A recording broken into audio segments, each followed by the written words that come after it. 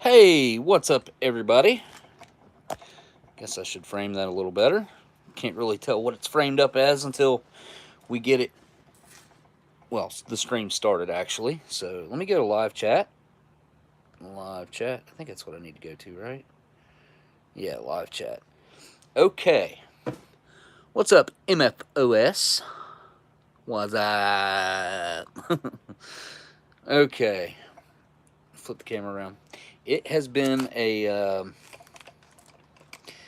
don't know if I'd call it eventful, but it's been a weird day. Anyway, been knocking stuff over actually about the past 24 hours. Started off last night, I cracked my head really, really, really hard. Like bad enough that it cut me on the vent over top my stove. And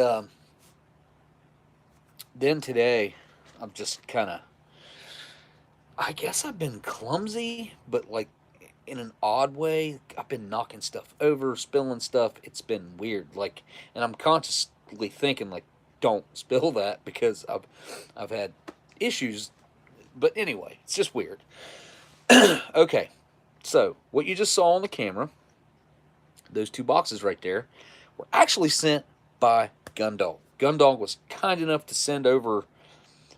He just called it old stuff. I have no idea exactly what it is, except he said there were German rations, which are the ones on top right there.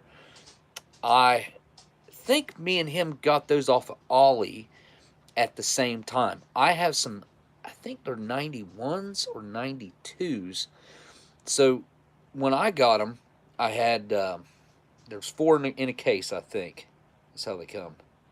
Four? Anyway, but Steve wanted this 1976 um, EPA that Ollie had. And instead of having him ship one over, I told him he could just have him throw it in my case, would be fine. So he took one of my 91s out and put in that 76, and one in that 76 on the way here, the jam busted in it, and something else was broke in it. So it had a little bit of damage on the inside. The jam's one of the worst things that can break on the inside because then you get jam all over everything. And then I cleaned it up the best I could. Anyway, Steve decided he didn't want that after that, so I still have it. And I have two, I do believe I have two of the 91s left. They do have a few items, I think, missing out of them, the ones that I have. The case that Gundog sent here looks like it might be complete, so that'll be cool. Um, there's a lot, I guess, a lot going on in total. Um, we need to talk about the upcoming and the upcoming auction and I guess sale of things for we're doing this to support Miss Renee and help Miss Renee out, and people get some really cool stuff in the process. We've got a CR1M, a 2020 or a 2021. I've got it right here behind me. I will check. So either a 2020 or 21. I can't remember the date on it.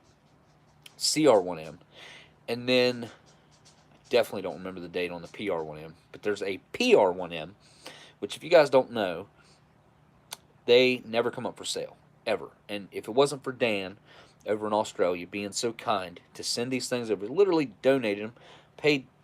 I'm going to guess. I think it was 100, like right around $100 for shipping. I think it was $100. Might have been over. I cannot remember actually. I've got the slip somewhere. No, this is the one from last week, I believe. Not last week, week before. Anyway, Dan was kind enough to send over the PR1M and the CR1M to put up for sale for Miss Renee. So that is coming, and then we've got this huge quilt that Miss Gail made. It's not huge. It's big enough. I guess huge would be like bigger than a king, but it's huge that she done it. Is what I was kind of. That's why I said that. I think it is. Hang on. She just sent me what she thinks are better pictures because I happened to see it um, as I was communicating back and forth. So let's go to Gmail here. Okay. I think my email has to update.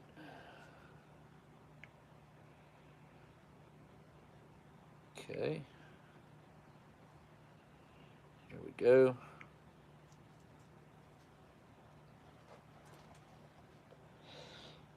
Okay. This is going to be a very crude showing of it right now. But I did post the pictures that I had of hers in a post that I made for this live stream. And I also, I think we've decided on how we are going to sell the quilt. I don't think we're going to put it up on eBay. I think it does make more sense for it to just stay in the community because it's the first and only, as far as I'm concerned, and the way it is right now, the only quilt ever made by the Ration community for the Ration community. It should stay in the Ration community. So the way I'm going to do that is next Saturday we will be doing a live auction again on this channel. All the proceeds going to go to Miss Renee. We're going to sell the quilt. Now that'll ship directly from Gail. It won't be here at my house because why ship it here and then ship it somewhere else? Kind of doesn't make sense. Other than the fact that I'm going to have to sell it to you guys with pictures, which I'm pretty sure I can make those accessible through my YouTube channel. I will just create a post. I will put them on the post. If you would like to look at that and get involved in that, it will be up there, and that's how we'll do that.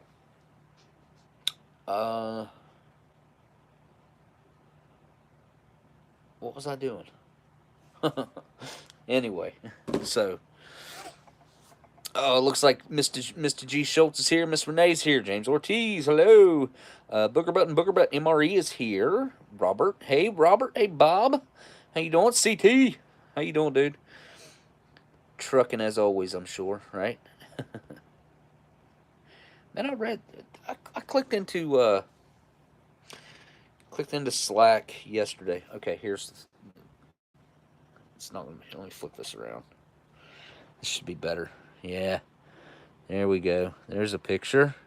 Can I scroll? I can. There's another picture. There's another picture. Trying to frame it up kind of good. Okay, now size-wise, she did just text that to me. What'd she say? 50. It's 50-something by like 70-something, I think. She had it on. I think it will fit a full-size bed. So, yeah, these are the pictures that she sent right here. And then I think that's like a fabric, like, tag thing right there. I think that's sewn on it. I'm pretty sure it is. That says, families that are stitched together with love seldom unravel.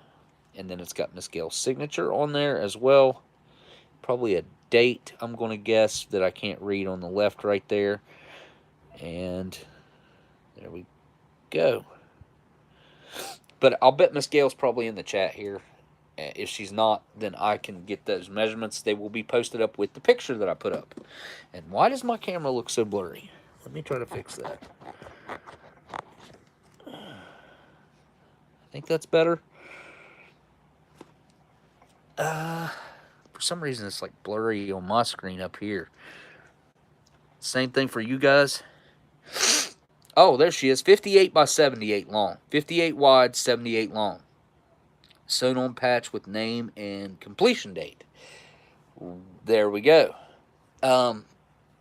As I mentioned, though, these boxes right here are from Gundog. He was kind of just, I think he sent me the stuff he didn't want anything to do with.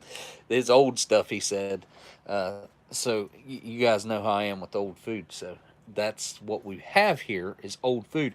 And not much of a clue what is in this box. And I gotta show you guys. I gotta show you guys this box because it's pretty interesting. Now, real quick, as far as the CR1M and the PR1M, that are behind me right here. I haven't heard back from Dan yet, I don't think. Let me double check. Oh, wait, no, I have. Oh, I'm glad I read this because I was about to misspeak. Okay.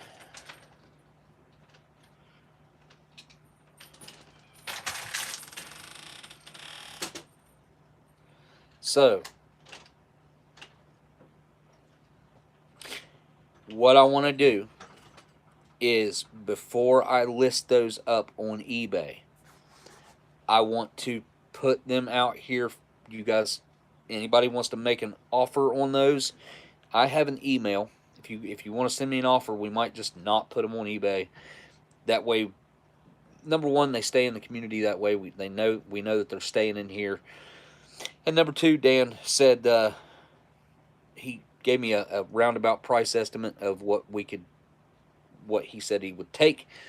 And like I said, all the proceeds of that's going to Miss Renee anyway. So, you guys, if you want to make an offer on those, if you happen to be one of the people that have my number, you can text it to me. If not, email it, and I will check the emails. Oops.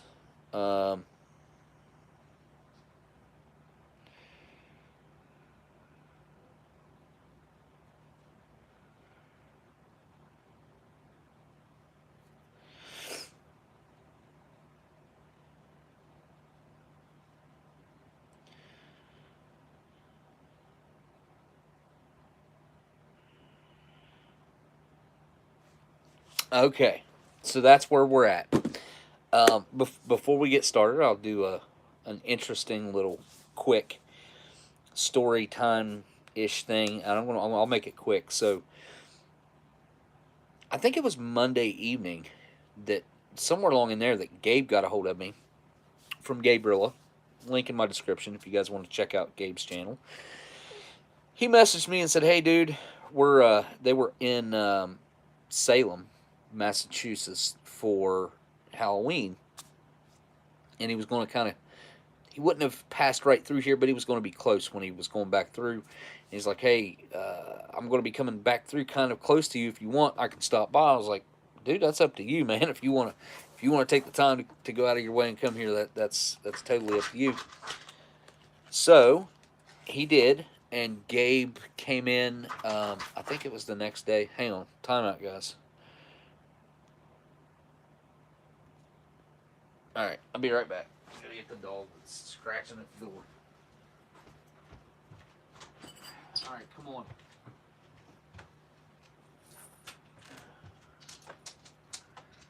There you go.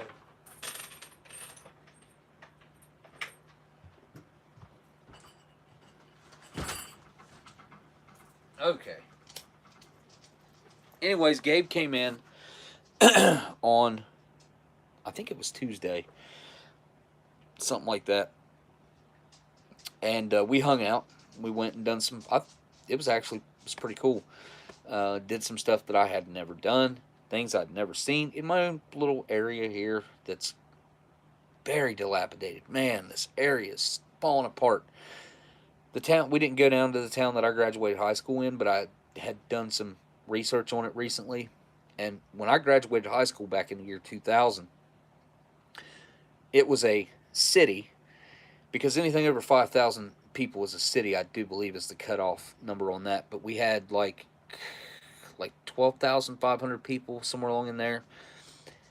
Right now, the population down there is like 2,500. They have lost, what is that, 4/5 of their population. I don't know what's going on around here. Like it's bad. It's way worse than I even thought, or I guess I even knew. You drive past things all the time. You don't really stop and really soak it in or pay attention, and things go downhill so slowly when it comes to like things being abandoned and things.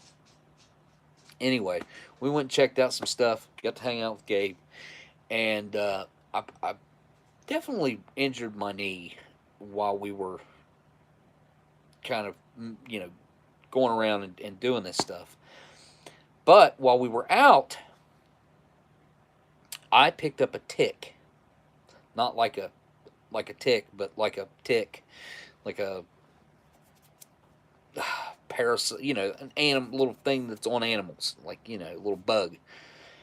So it was right here. Like, so my arm was like rubbing it. I thought my deodorant was like making my arms sore underneath. And I got in the shower and I seen it. I was like, man, that sucks. That's weird. Anyway, so I had Amber try to. Well, asked her if she'd pull it off because it was just in a weird spot. Like I couldn't hardly really get to it, and I'm right-handed. So anyway, had her pull it off. Well, she didn't get it. She got the body off of it. She didn't get the head off of it, which I thought really, honestly, was like not that big a deal. Like I'll get out of the shower. I'll figure it out. We'll get it and pull it off. It didn't come off. It didn't come out. So I got up the next day, and I was like, okay. So really at that point, like I could see that it was in there, but I couldn't really do anything about it because the night before I was up in there with a knife. I was like had these really. I got some 2 or 3 different sets of tweezers, really sharp, and I was in there, and I pulled like pieces of it, like they look like pieces. When I pulled them out, they look like pieces of sand, kinda, or like a piece of dirt, just little black pieces of look like dirt. Anyways, they talked me into, well, they kind of feared me into going to the hospital. So I go to the hospital. This was yesterday. And I ended up being down there for hours because by the time it was over, 3 different doctors had come in and decided that they were going to try to get this thing out of me and cut on me a little bit and prod and pull and trying to get it out of me. So long story made short right here, had a tick on me, the head stayed in, went to the hospital, they tried to get it out, it's still in me. And I don't. I mean, every once in a while I'll have like the occasional old beer or something on here, but I don't drink. So James Ortiz just asked me that in the chat right there. I feel really weird about it. First of all, I don't like having something like that stuck inside me. Who would? They give me medications just in case it's got Lyme disease or whatever. I don't know what it's called when the tick has it. I assume it's just Lyme and it passes on Lyme disease. I guess that's what it has too. But so now I'm on medications as a preventative measure. Hopefully, it would be strong enough to keep it if that had it or whatever. And they told me that it would just eventually work itself out, work its way out of my skin. So definitely kind of looked and felt like a spectacle down there when like they were, hey, come in here and look at this. I'm like, oh, okay, cool. So I'm like a sideshow right now. I mean, that's what it was. It is what it is. It's over with. I'm done with it. As well, I'm not done with it. I'm going to deal with this taking medications for the next 2 weeks or a month. I can't remember how. It's a completely full bottle to the brim what they gave me, and then I'm keeping an eye on this to see it. As soon as I see it, like to where I can grab it, it's coming out. Because I never did see the alive part. I mean, I did, but it was in there, but I never seen it like moving. So anyway, that's it. Yeah, better safe than sorry, man. Like, the horror stories of Lyme disease are bad. Like, if you start looking at it, like, of course, that's not what I was thinking. That I didn't think I had it or anything like that because, well, I mean, I thought it was a possibility. My little sister had it. She's 10 years younger than me, and she's a little tiny, like she's like that tall.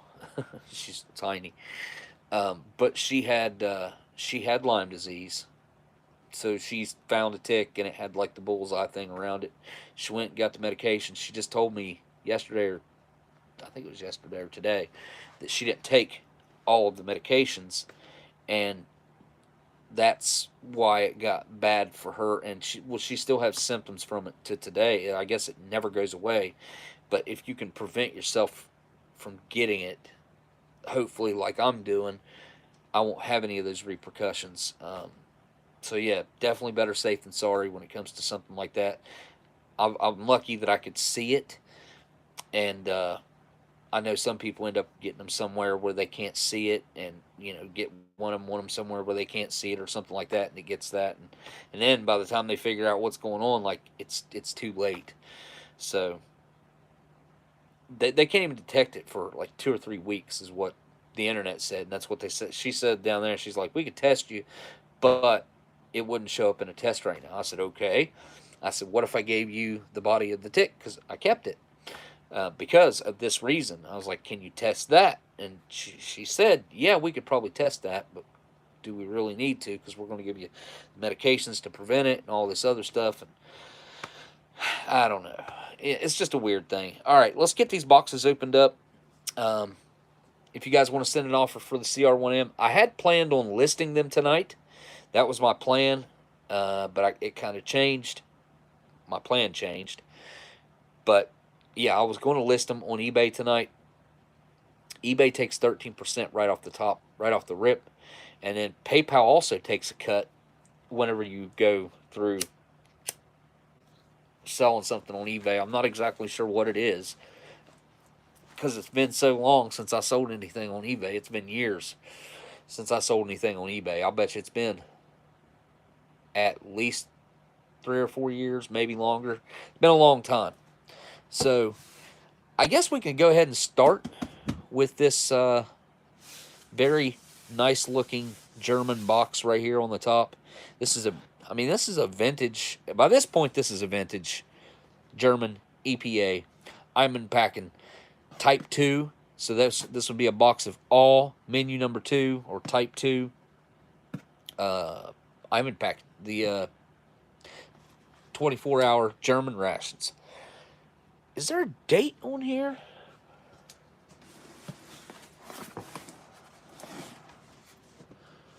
For combat rations individual. And then we got, you see this? Post office. They got to quit doing this. I mean, is that really necessary? It's on the address is on the label. They ruin a collectible box with their careless Sharpie throwing around there. I do not see a date there either. These are from, oh yeah, I do, right there, 1090. Jeez, duh. If I was a snake, it'd have bit me. All right, so I guess, I wonder if this has been opened from the bottom before or what. We're going to take a look. I'm pretty sure that's all that's in here are the German rations, but if I could find a seam on this tape, I might be able to just pull it off as to not leave it on this box. I think it's it right there. Let me see. Maybe not. No.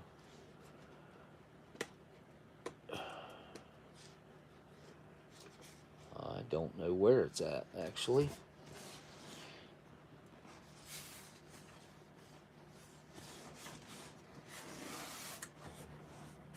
Huh. I don't feel the seam. Oh, right here. Right here it is. This is like medical grade tape. Reinforced tape. I used to get this stuff with when I used to do asbestos work. I'd get reinforced tape like this and reinforced plastic.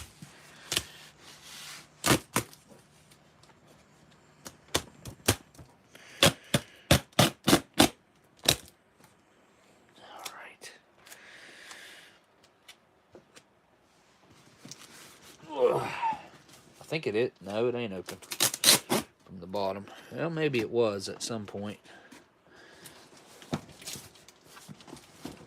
All right, can I get that? Probably not without tearing it up. Yeah, maybe.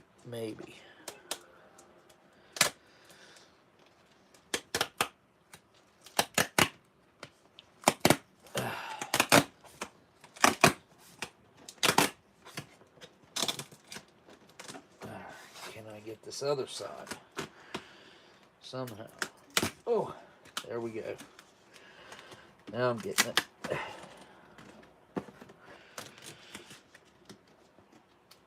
Yeah, I need to make a post real quick that says that I'm live. Because when I don't do that, some people just don't get to see the post. YouTube shadow banned me years ago, and I've never really tried to work my way out of it. I mean, I shouldn't have to, but it is what it is.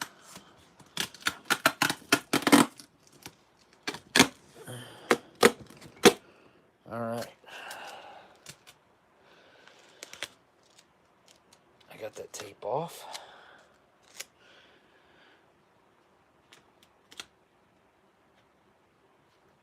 Oh, I gotta get it out of the way now.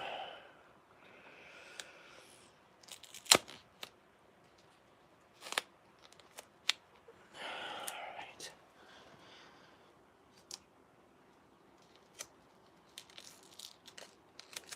I will use a piece of this, probably, to tape it back. Oh, that's not what was in here. Look at that. Uh-oh. Time out. Can't be getting this noise. Nope. Where's the mute button? My television set that I had for, well, I bought it in like late 2007, I think. Finally crapped the bed in here. Had it for years, and it probably stopped working about 3 months ago. It was I think it was a 47-inch Vizio plasma with the big thick glass screen, super heavy TV for a flat screen. But kept that thing going for a long time, made all kinds of really loud, like, plasma noises. All right, so this is not the German EPAs that I thought it was. Looks like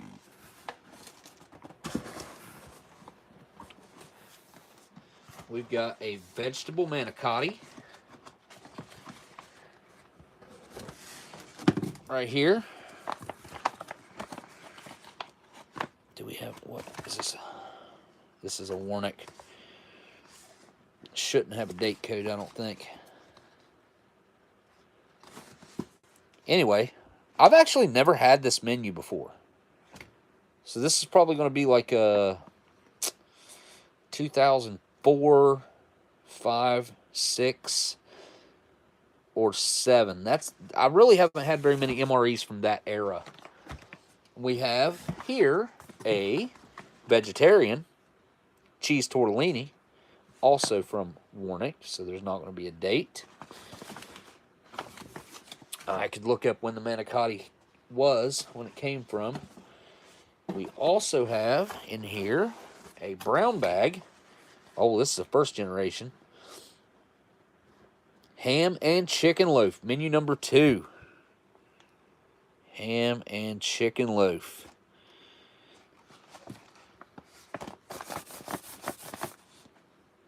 Not for pre-flight use, accessory packet seeds. So this is going to be 81 to 85 on this one. I'm pretty confident in that. I forgot to mention too, I'm going to be putting up some stuff in this auction as well.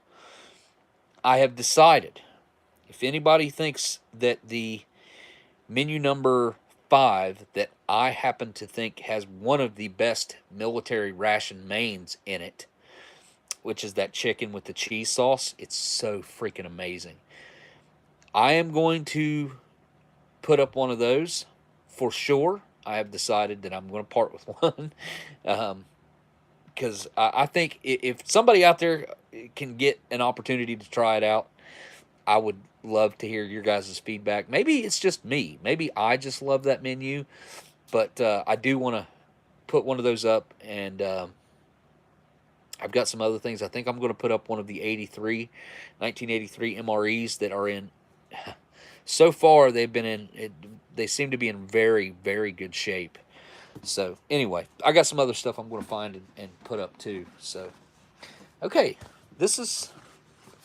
I don't know what this is. So we'll look at that here in a second. But before we do, there is one of the 1990. I'm going to assume this is a 1990. So that would put this at being what? 30. 90 to 2000. So this would be 32 years old. Almost 33 years old. And what I... Oh, no, this one's actually taped. Okay, so that's got to stay shut. Uh-oh. Seen the super chat pop up. Let me see what that just said. All right. No, dude. Oh, okay. CT has actually gotten to try menu number 5. And so it sounds like he thinks it's awesome too. So, oh, yep. My cigarette burnt down so far it fell out of the ashtray. Excuse the ashes. All right, let me see. Okay, but thank you for the super chat, CT. Why is it showing me like you didn't send that 4 times, did you? Hold up, dude. But CT's saying that it is awesome as well, which I've got to say, like, it is definitely, I usually say top 5. It might be my top 3. I can't think of one right off the top of my head that actually beats it, but corned beef hash is up there. It's top 3 as well, but it's really hard to decide. If I had to pick one, it would depend on whether I was eating breakfast, what time of day it was. You know what I mean? Like, they're freaking awesome, both of them. All right, let me save these pictures from Miss Gail real quick. Actually, no, I don't need to save them to this. Let me take a picture of this real quick and show you, CT, what's going on my end here, because I can't show you outside of doing this. All right. Go into my camera. You see that on the top? It looks like it came through 4 times. I've never seen it do that before. But it doesn't seem to have came through that way. Actually came through that way.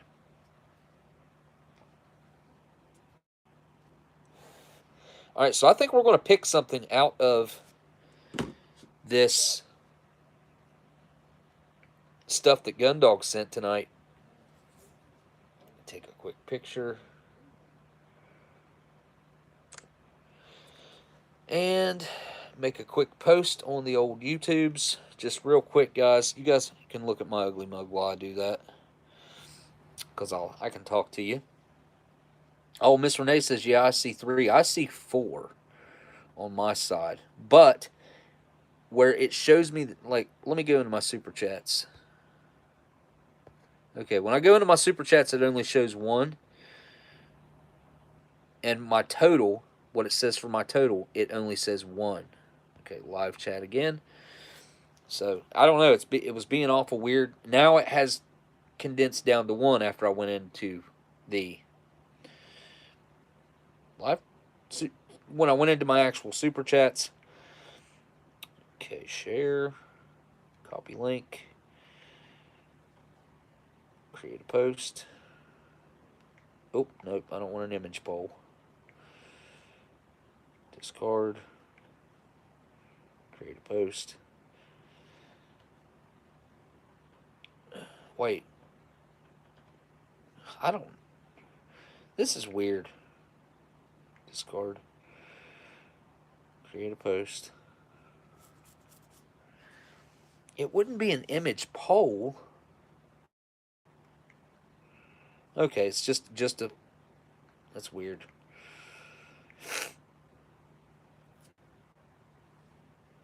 Yeah, I'm fine with that. And paste the link.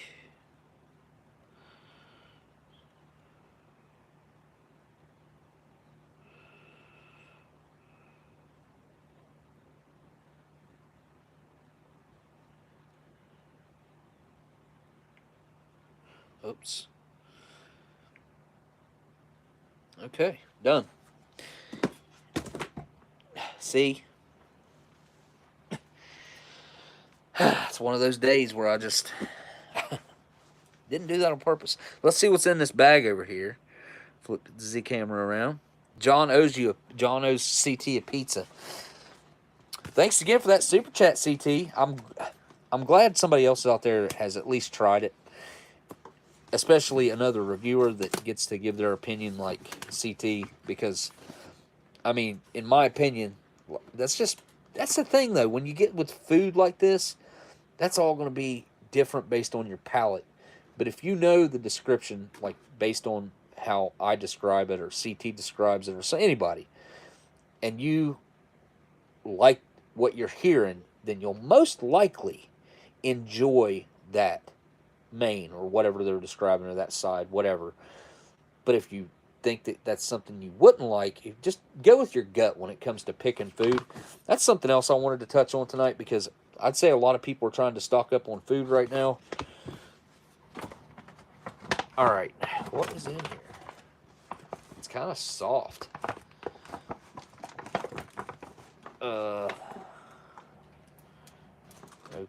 Okay. This is this is chicken with cavatelli.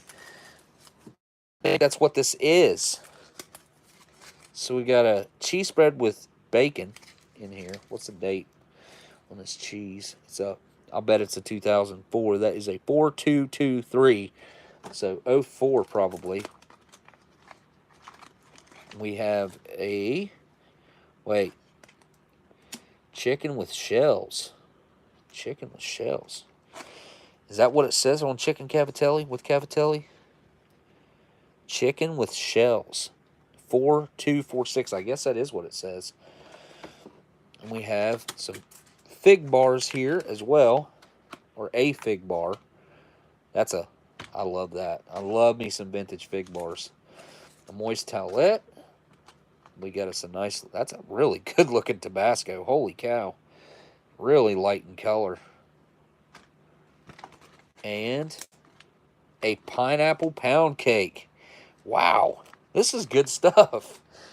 For real. This is basically an MRE that's been rat screwed to make it PC. Well, now I want to eat this because I've never had chicken cavatelli, and I've wanted to try chicken cavatelli for years now,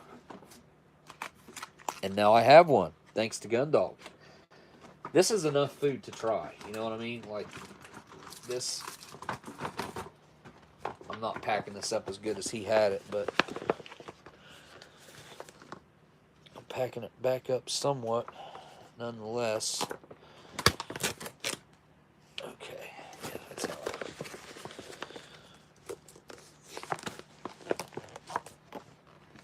Yeah, I don't have that anywhere near as tightly packed. I'd need to twist it, but I don't have time to fool with it. Well, we definitely got some good choices already for tonight. Man, the manicotti, I sent one, the only manicotti I had in my possession. I sent that to someone that actually reviewed it, I think. It could have been Sticky Fingers, it could have been Shocker, it could have been a lot of people, actually. But big thanks to Gundog yet again for everything that was in that box, because it was all awesome. Alright, let's come down just a little bit. This is not the end to open, because Looks like whoever sent this case to Gundog at one point just taped the straps so much that he said to heck with it and cut it on the top. But check this out. Look at this dent, y'all. Do you know how hard it would be to put a dent like that into an MRE case? Like, you'd have to drop it from probably, what, 10 feet or further, maybe further, to put a dent in an MRE case like that. And it'd have to land perfectly on the corner. Like that, or you'd have to make, I don't even know if you'd really be very successful hitting it with a hammer trying to make it do this. Because that corner is popped in perfectly. A very hard hit to the corner of this case. I just... I know they throw them out of helicopters. Seth or Alright Eeyore said they throw those out of helicopters. I totally understand. I get it. They usually don't even look like this. Throw them out of helicopters and they don't look this bad. So the United States Postal Service is putting their boxes, the MRE cases, through their paces. Let's find out if there's any damage in here. Actually, I'll probably be able to just pull this tape off. I see the ends of it right here. Because it's taped to tape, which is going to make it probably pretty easy to... Yeah. I spoke too soon. Yeah. I'll just have to cut that right there. Let me take the middle one off. Oop. Ugh. Ugh. Yeah, we're not screwing around this time. Alright. One down. Gotta get these side ones off.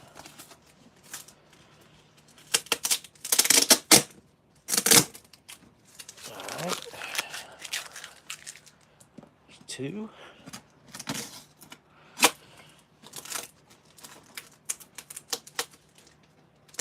Yeah, it's very taped. Well, that's a little... Alright, knife's got to come back out. Alright.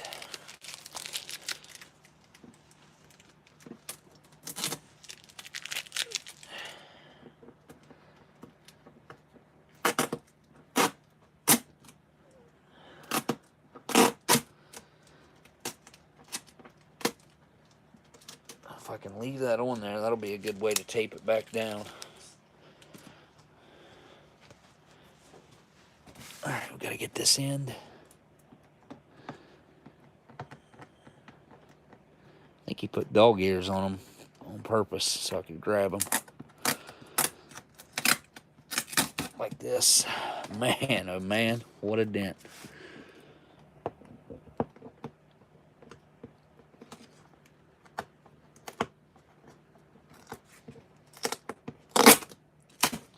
Alright. Oh, this side stuck itself. There we go. Oh.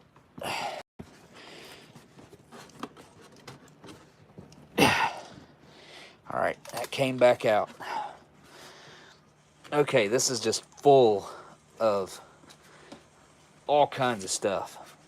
I see lots of golden cans in there. I see a t-shirt. I see I don't know what that is. Fruit soup, maybe? I think that's probably fruit soup. And this... Oh, okay, that was just like a little bit of cushion. Well, it looks like the dent was on a t-shirt. So, I guess that's best case scenario, really. And we've got... I do believe, if I'm not mistaken, that this stuff is Norwegian. Old, vintage Norwegian. I'm not 100% sure on that, though. I think that's what it is. Especially if you judge it by a fruit soup here, which this looks like a pretty vintage fruit soup. Let's see if there's a date on here. which a lot of other countries have not taken on the same, put a date on everything like we have. Look, there's the brand. What's up? Might not be. Bland is a Blaband. That's a is that Swedish? Is Blaband a Swedish brand? I don't know. I can't remember. Is there a date on the individual package, maybe? Oh, there it is. 2014. 4-3, and it is still good. So we get to have a, I'm going to guess mixed berry. It looks like just raspberry and blueberry mix fruit soup. Set that off to the side here. We have a vintage sugar packet. Very cool. Love vintage foreign stuff, man. It's so hard to come by. It's so hard to come by. I have no clue. This is going to be I don't know what this is. Is this some kind of soup as well? Maybe? I don't know. Maybe like a, this could be like a hot chocolate or some sort of like, I really don't know. B. Engelhart and Company, AB.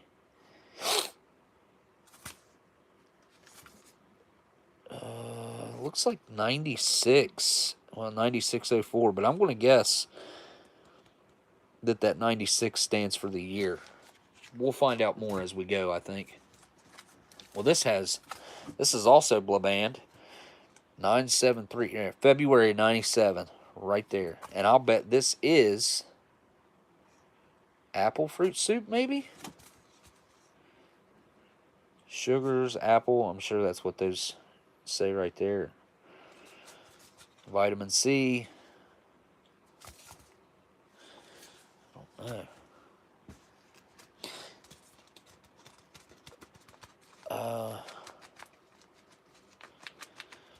I'm going to guess this was a powder as well. This could be Drotting Sapa.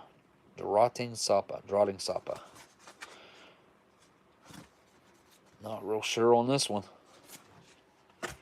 I'm looking at the chat. See if anybody's got any cool info. Pabst Blaband as Blue Ribbon. Really? I'll be daggone.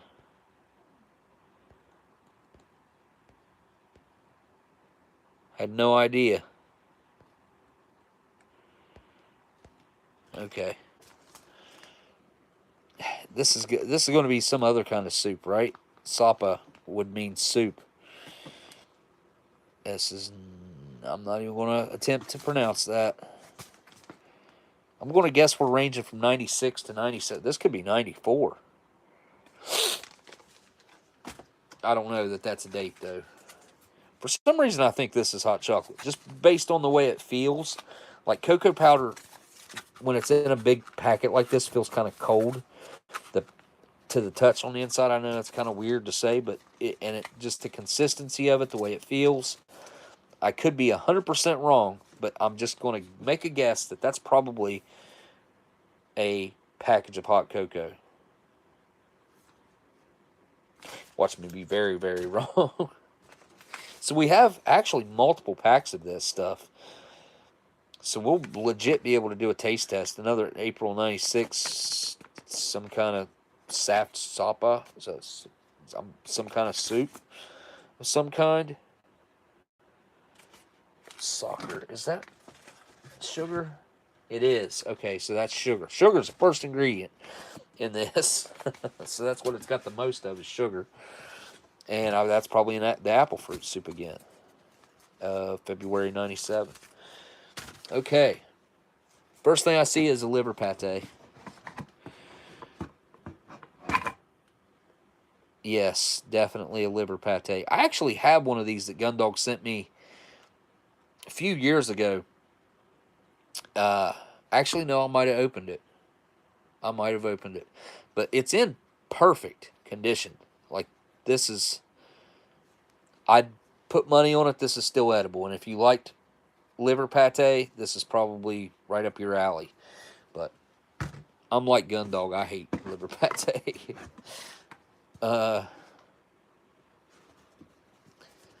That feels like some kind of meat, if I was to guess. Some like solid chunk of meat in there. Some of the gold lacquers came off right there, but 300 grams. Whatever that is right there. LAPSKOJS.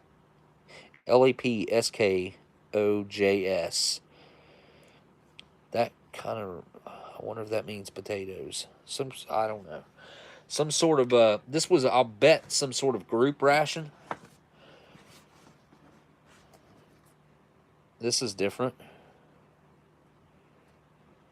140 calories, 140 kcals. Here's your ingredients list. I'm going to guess that's what this is. Pieta Pana, 290 grams. That still sounds very wet. These cans are sealed perfectly. There is no bloat to them whatsoever, so I would say this is probably edible. Might be a little metallic. 893. I wonder what kind of date we're working with here. I wonder if this is still from like 96, 97, or if this is older and it's 89. Because I don't see another date printed on here anywhere. Oh, right here. It's printed real big on here. What's this? Very wet, bloated. So this one's not going to be edible. It's got a 973. Whatever that is. Greta? Yeah. Way out of my skill level being able to read what it is. Yeah, it's got just a slight bit of bloat. It's not too bad. What do we got here? Now this one feels good. This is another one of the whatever 290 gram can. Kind of feels, it's kind of wet, but it's kind of solid as well. So that one might have what did the other one feel like? Much wetter. The other one's much wetter than that one. Oh, this is different. Something medium flask. Is this a fruit soup of some kind? I don't know. Pea soup. MFOS is pea soup. This is pea soup?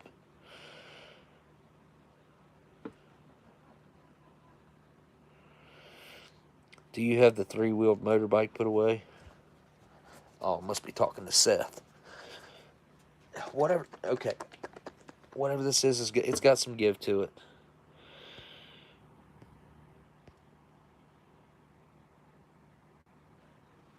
I'll bet it's, well, you know what? We had a very unusually warm day. It's still super warm outside here. And we got 3 more cans of the liver pate here. So we got a total of 4 of these liver pate cans. All, yes, they appear to all be the same, except that top one's got a date or the date code or some kind of code. Well, this one's got it too. Huh. Interesting. I think that stuff's Norwegian. Oh, look at this.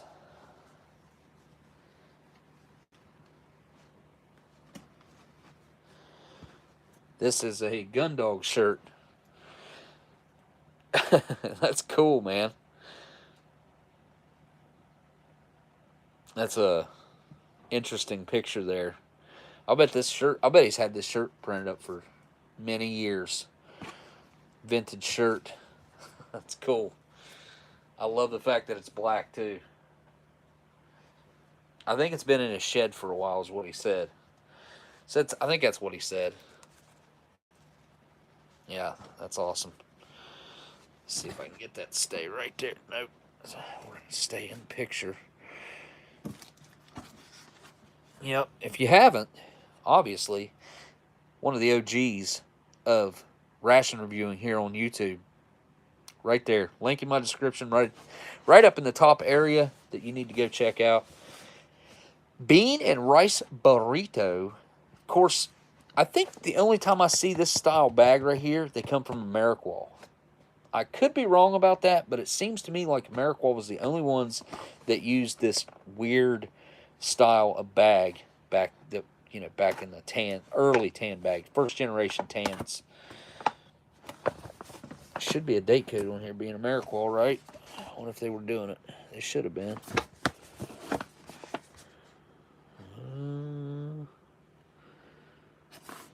I am not seeing one. Wait, no. Definitely do not see a date code. Huh. Anyway, bean and rice burrito was a menu number 12. This is going to be probably, I'm not going to guess. Bean and rice burrito, I know I've seen those all the way up into 1999 that I can recall. I think they went all the way up to like 2003, 2004. Oh, we got a chicken tetrazzini. This is also a Warnick, so there won't be a date code on a Warnick for sure. This is what the, obviously, if you don't know, this is what the standard bag looks like, bag style. Here we have a boneless pork chop, well, chops with an S, so multiple. Boneless pork chops, menu number 2. I think I had one of these menus before from 1999, I think is the one I had, and I sent it to Sticky Fingers, I believe. Pretty sure this is an Ameriqual. Again, so that holds up to me saying that the bag style like this only came from Ameriqual. I'm almost positive that is the case. Yeah. Alright, that one's going back in here. Boneless pork chops. And we got a jambalaya, also by the Warnick Company, menu number 22. What's next? Uh-oh, look at there. There's a 5, and I don't know what else. The rest of that is not legible. I'm going to guess like a 314, but I mean, for real, that's not in any way legible. The 5 is a definite 5. And this is a menu number 9, beef stew. Really lightweight menu. Doesn't feel like there's much in there. Judging by the way this looks, feels, single box on the inside. Take a guess. This is probably right around. This has to be a 2005 because it can't be a 95. What am I thinking? Although I have seen Shocker claim that he had tan bags like this that were 1995s. Me and G. Schultz both have done a review of a 1995 tan bag. It was in a bag like this, but they were kosher halal menus from 1995, or KH only, I think is what they said on the bag, if I remember right. I kept the bag and everything because it was pretty daggone unique. And when I got those, I bought 2 or 3 of the same off the same person, and I sent one of them to G. Schultz, and he got to review it. And then he ended up getting one that came out of like the back of a car or something. Had been in there forever. Uh-oh, look at that. Menu number 4, omelet with ham. So we got not quite the bomlet, but this is the homlet with the ham. The homlet. Oh, there's a ham slice. Menu number 8. This is probably like 86 to 89 area. Just judging by the way it looks. Made by Sapaco Inc. So I'm not sure date-wise on that one. here we have menu number 1, pork with rice and barbecue sauce. Is that what I tried out of the... It seems like I just tried pork with rice and barbecue sauce. Didn't I? I think I just tried one of these menus. Do these have a date on them anywhere? Brown bags had dates printed on them too. Well, stamped into them sometimes. I do not see it. So, all right. That is everything. Lots and lots of stuff came from Gundog, and lots of stuff to explore. We will be checking out some of this stuff on live streams. I'm going to assume probably about 60 to 65% of it, maybe, that we'll be looking at on live streams. Why not, right? Why not check it out? Yeah, I'm definitely not going for that. Sorry. I'm not in the mood for a bean and rice anything. I have a little bit of TMI here, but I've had gas for the past, like, 3 days. No, maybe 4 days. Chicken tetrazzini. Chicken tetrazzini. What is tetrazzini? Chicken tetrazzini. I think I put the other stuff that I wanted to try over in... this is staying out. Throw that in the washer because I'm doing laundry here shortly. Okay, pile cans in. Did I have everything? Yes, I do. Okay. We might have to come back to this, but I don't think so. I think we can find a ration in the other box over here. All right. A bunch of liver pates going to get piled back up in here. Like so. I think he had these wedged in there to where they, like, the way he had them stacked. Like this. Made them tight. We can do that again, but we've only got 1 can of liver pate left. So make it tight. But I think we can go sideways here.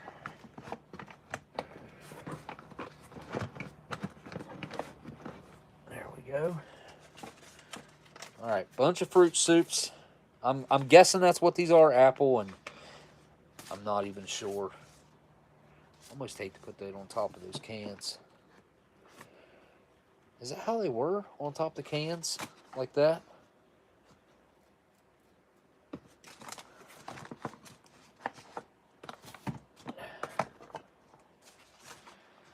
Huh. I guess so.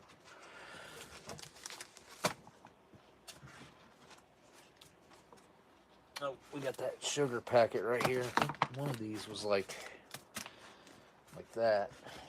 And then the fruit soup here. Somewhere over here. I do not remember what it looked like. Okay. That was a whole bunch of vintage goodies.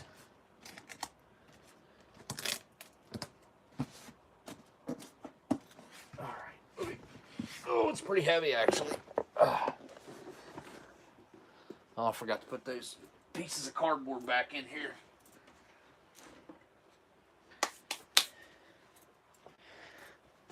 Oh, back into the German box here. It's a cool box. Cheese tortellini. Vegetable manicotti. Huh.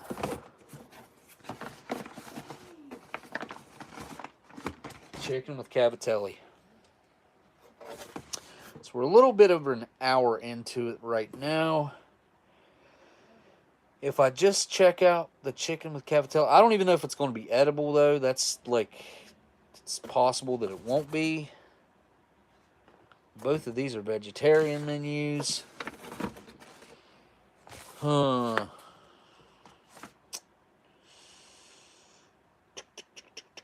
Decisions.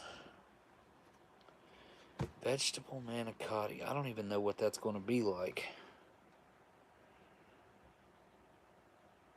Oh, hey, Phoenix and Tim, what's going on, man? All right. I was going to do a vintage MRE of my own out of the 83s, but then I thought Gundog sent a bunch of stuff. I could probably find something out of there, and I can. So let's go with the Manicotti. Let's find out what it's like, what kind of shape these are in, what year they are, because I don't know. And yeah, why not? Let's just go with that. I want to put these in here, like so. I do need to cut a piece of tape to put back onto this.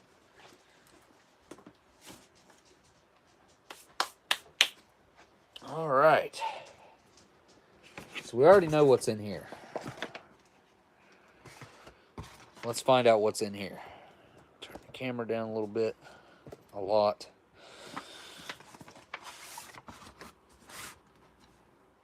Yeah. Fix the camera.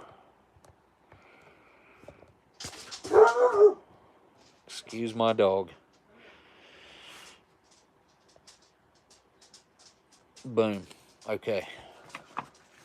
And boom goes the dynamite. Can't remember what movie that's from. Or show. Whatever it was. I've been watching a lot of The Office lately when I have time. Love that show. The second Jumanji's on right now. Alright, here we go. These might not be any count. I think he might have said they've been in his shed. I could be wrong though.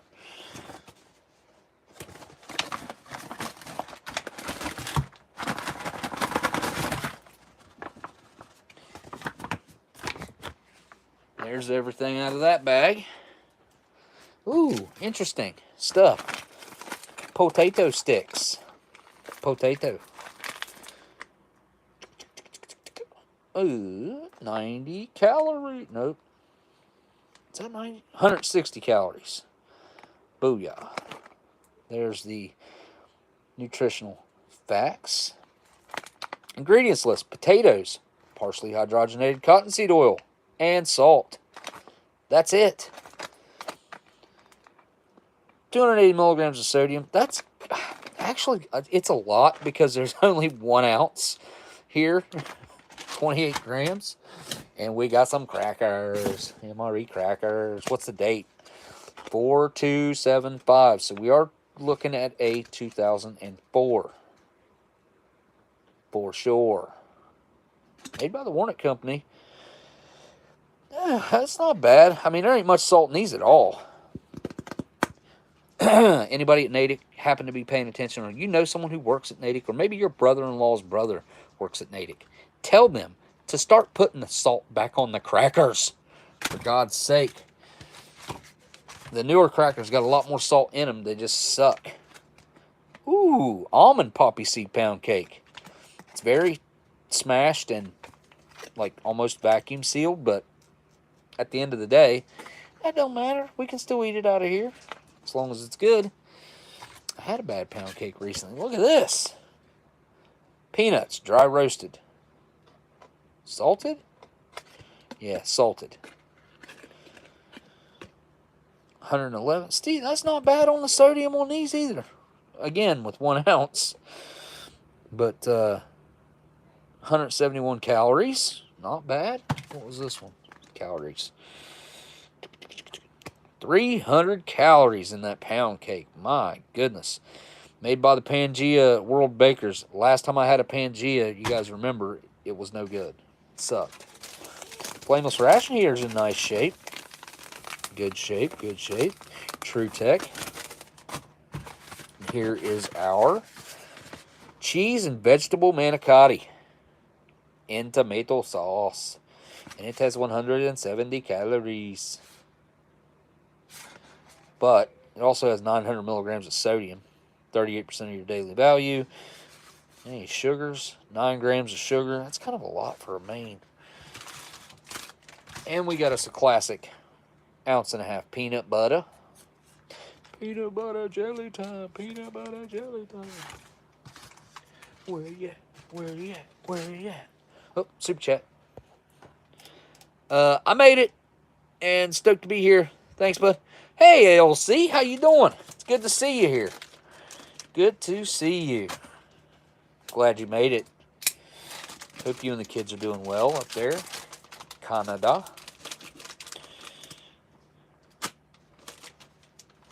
Hey, bud. Hey, bud. I can't speak Canadian. I'm too redneck to pull off that accent. Good old Canadian accent. Get on camera. Get down there. I was watching, what's that, Jeff, with the puppets. Dunham last night. And I got to thinking about it. You know what? I remember watching Jeff Dunham on television when I was like, I couldn't have been no more than 6 or 7 years old at my aunt's house. I don't know how or what, like if he was just on television at that time or what.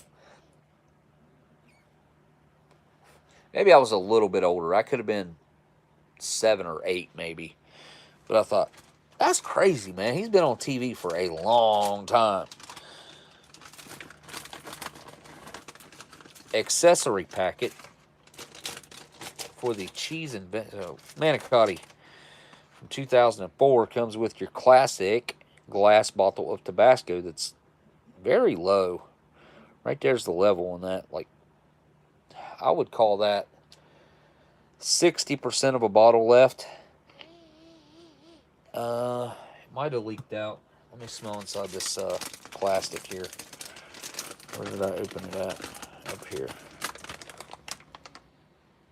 Yeah, I mean, it smells like Tabasco in there. Not real bad, but enough that it leaked out. We got matches that are white tip, light brown matches. Strike on back. Obviously going to be made by good old D.D. Bean and Sons. You got to get back into the, heck, 40s, really. There might have been some different manufacturer in the 50s, but D.D. Bean and Sons was around in the 50s. Some pretty good looking gum, judge by that. We got our package of 4 grams of iodized salt made by the Diamond Crystal Company. Moist towel. Classic iced tea drink mix. We got no coffee. We got no other cold drinks. That's the only drink we got. And you got your classic U.S. issued butt ration. Or napkin. Or wash rag. Whatever you got to use it for. Get rid of that. Alright, you know what? Man, I really wanted to try that cavatelli, but making too... Does it? I don't know what to do. I don't know what to do. I don't know what to do. I don't know what to do. Should I heat both of them up? Then I got the fig bars in there. I got the pineapple pound cake, I believe it was. Oh, I forgot about the spoon. There's also a spoon in there, of course.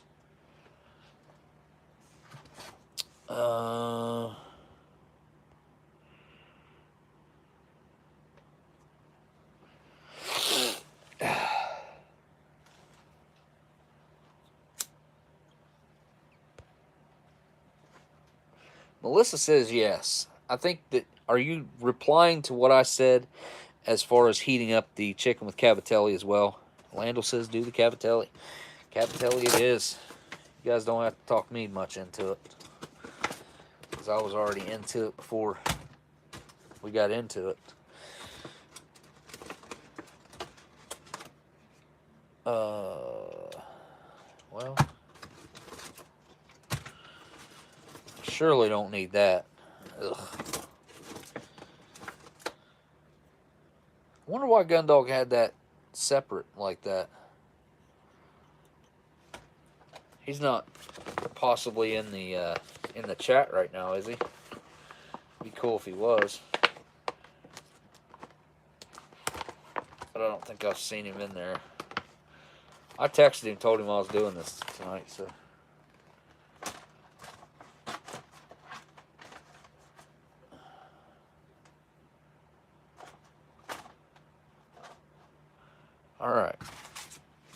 this out. This is heavy. I'll tell you, it doesn't feel like 8 ounces. It says it's 8 ounces, but yeah, there ain't no way. That is definitely more along the lines of like 10 or 11. It is way heavier than this. And I'm going to assume that this feels about right, about 8 ounces. This feels way heavier. And I do mean way heavier.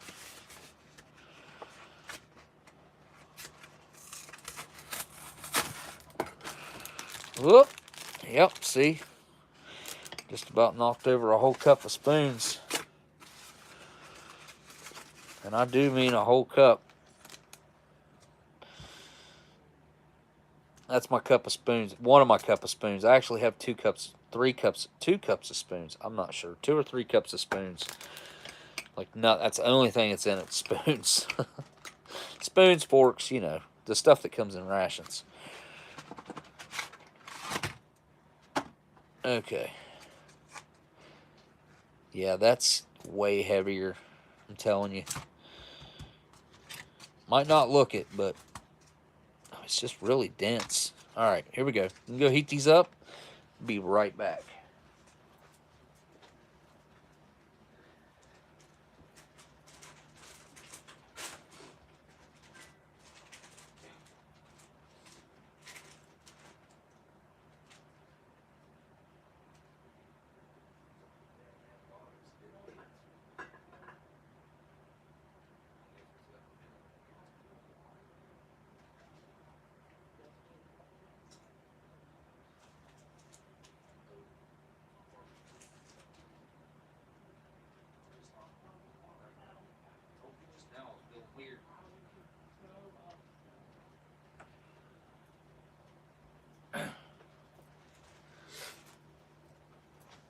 Yeah, I totally didn't even think about it.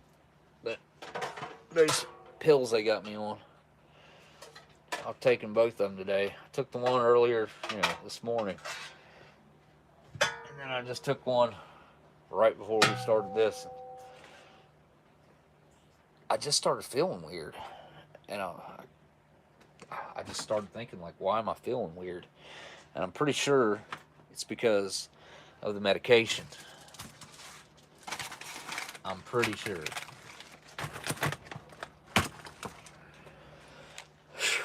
Because nothing sounds good right now, food-wise. Like, I'm just not. I was into it, now I'm not. Not looking forward to it so much. Cake, peanuts, crackers, spoon, other stuff. Okay. I know I need to eat, so I'm going to have to force myself to eat.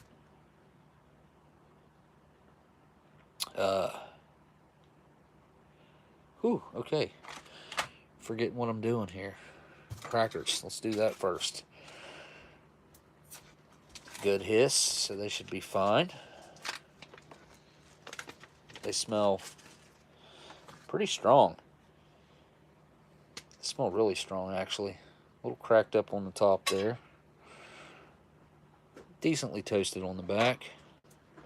Forgot to check the time when I put that in there. I'm going to give it another minute, and then I'm going after it. Let's check the potato sticks. Cut this real quick because I don't see a tear notch. Oh, nice. I'm going to leave those in there. Kind of do this number.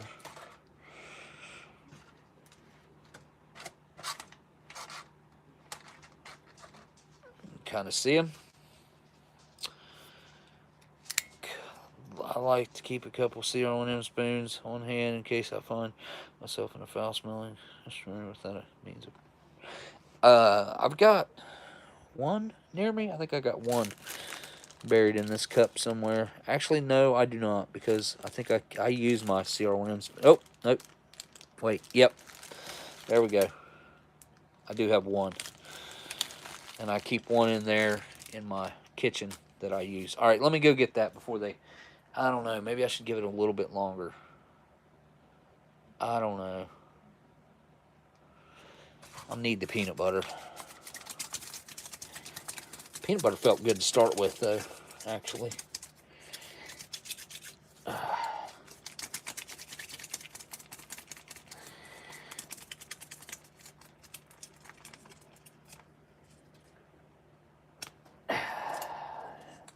I like this old style, the way the packaging looks.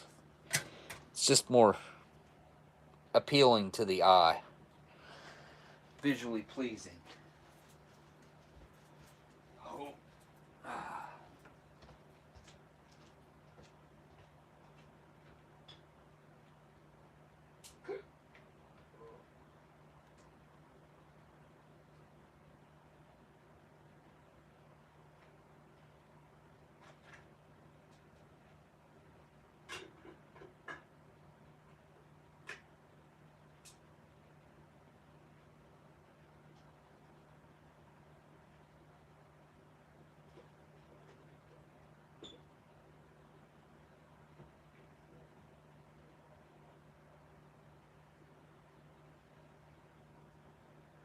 Where'd you go?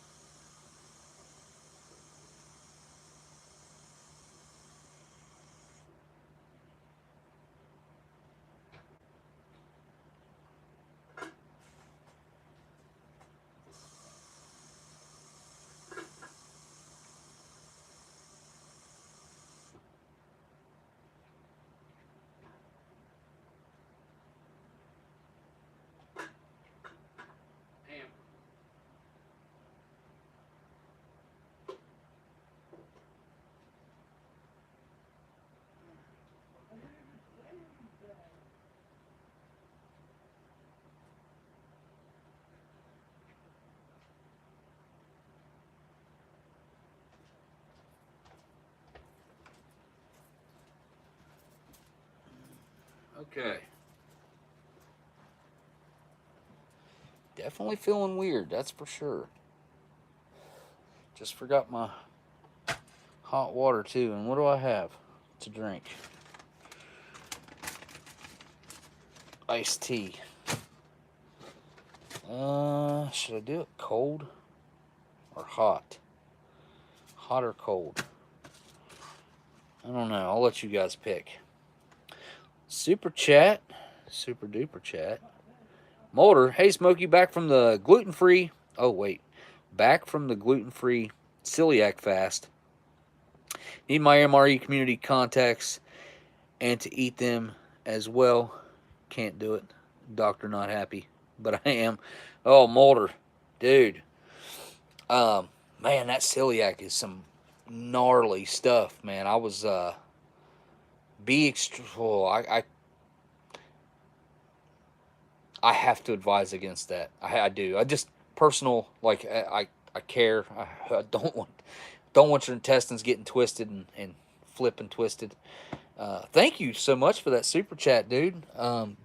Dang, dude, I don't want to see you screw your gut up though. That celiac, man, is wow, hardcore stuff. I was looking into it a little bit, and I know actually I knew someone with celiac. They've had it for years.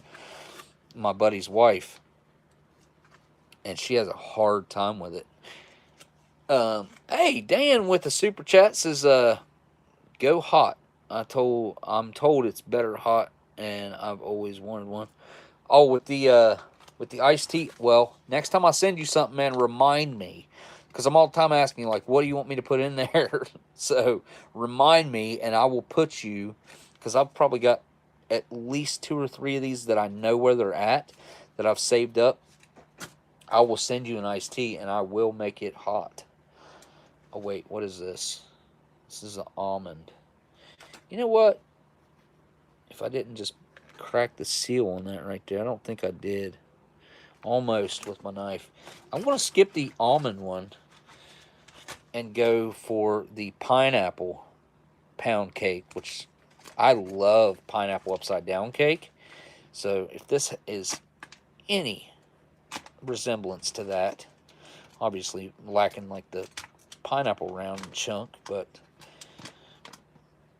okay, I see you. It's not looking too bad.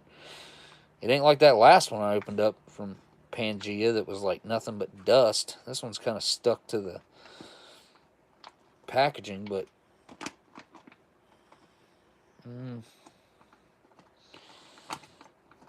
it's a little off, I think. But let me.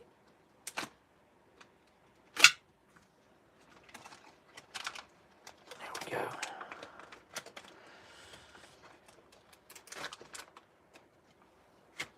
There, it's got its own little tray.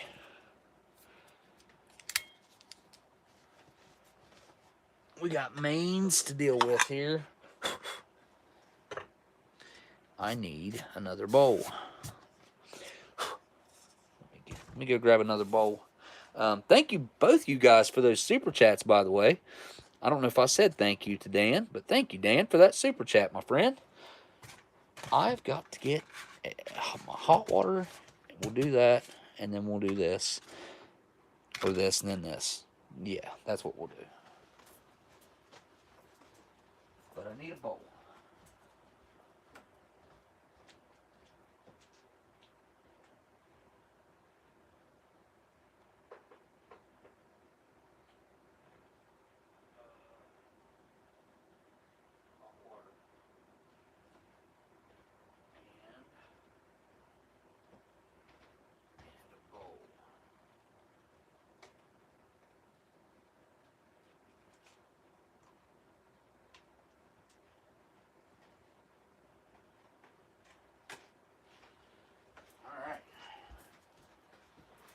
I don't know if it's going to fit in this bowl, but I'm going to try it anyway.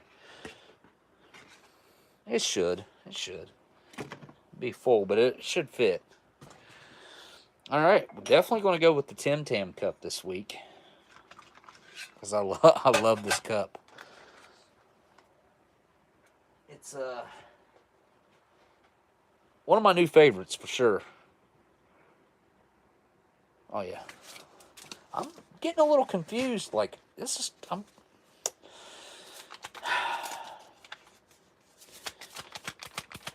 So antibiotics ain't supposed to make you feel this way. I'm pretty sure they're not. I've taken a lot of antibiotics over the past almost 7 years, and which usually my stomach's not completely empty like it is right now. Maybe that's, I don't know. There's what the powder looks like. I have never tried the tea powder. Probably for a reason, but I'm going to try it anyway. It's probably just going to taste, because this is with lemon. So I'm going to give it a try. Well, that's weird. It's not bad. I could definitely eat that if I had to. For sure.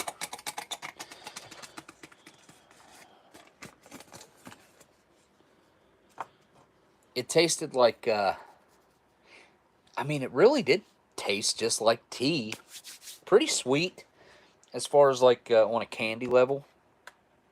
Just eating it as a powder. And I didn't pick up any of the lemon when I tried it, surprisingly. I figured that was all I was going to taste was the lemon, but to my surprise, I didn't taste any. All right, here we go with the hot water.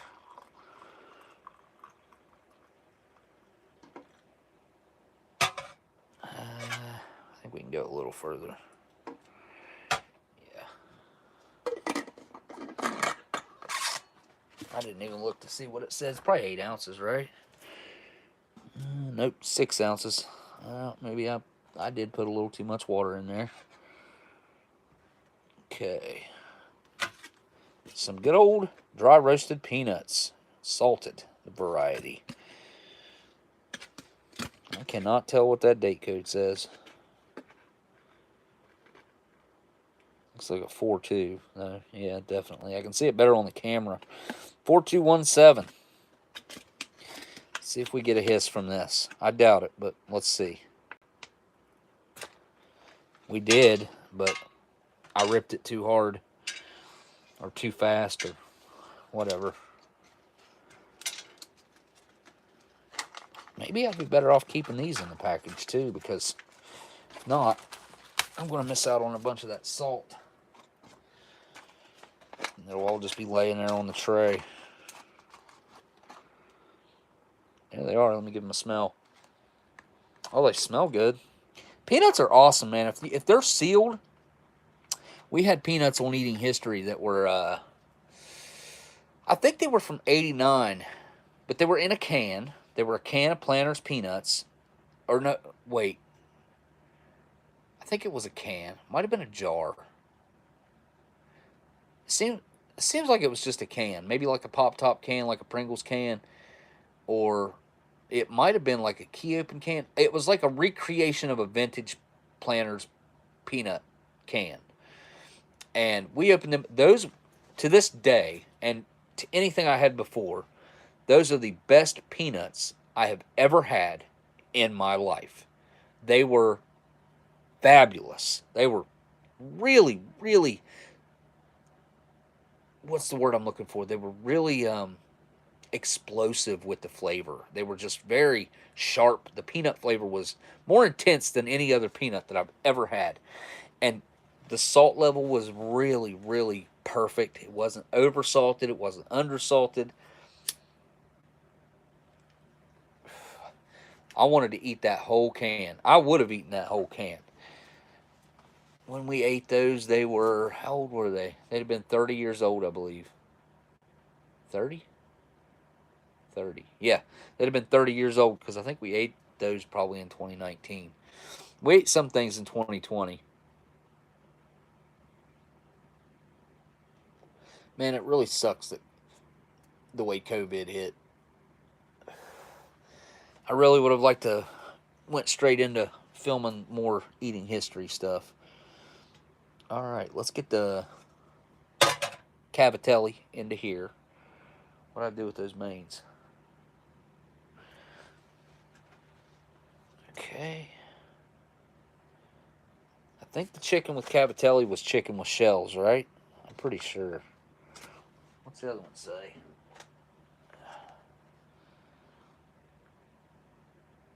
Yeah, manicotti. Okay. Cool.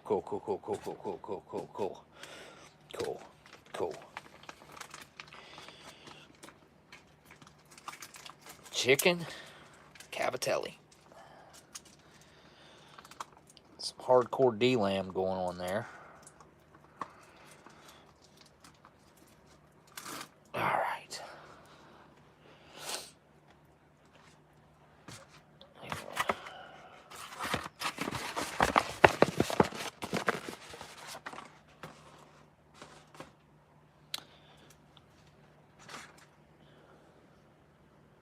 Okay, that looks like a really weird looking breaded chicken breast that's been submerged in liquid for the past. How old is this thing, by the way? Oh, there's a bunch of noodles in there.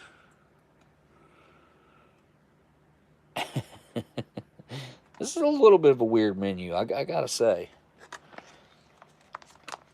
This is like chicken parm, kinda, but not.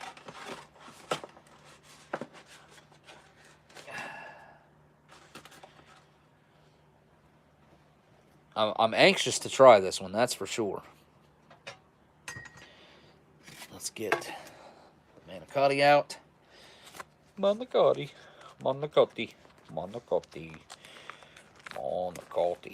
All right, manicotti. All right, there it is. Nice loose plastic. Okay, so this should be like a solid slide out noodle thingy. Yep, just like that. Get some of that sauce on the top of it. Oh yeah. Okay, well, I gotta say, that looks pretty good. I never did figure out how old this thing is. 2004, I think. That's how old the date on this, if I'm not mistaken. 4. Okay, this is going to be a problem. Hang on, I'll be right back. I don't have anywhere to throw this away yet, so it's got to go to the trash.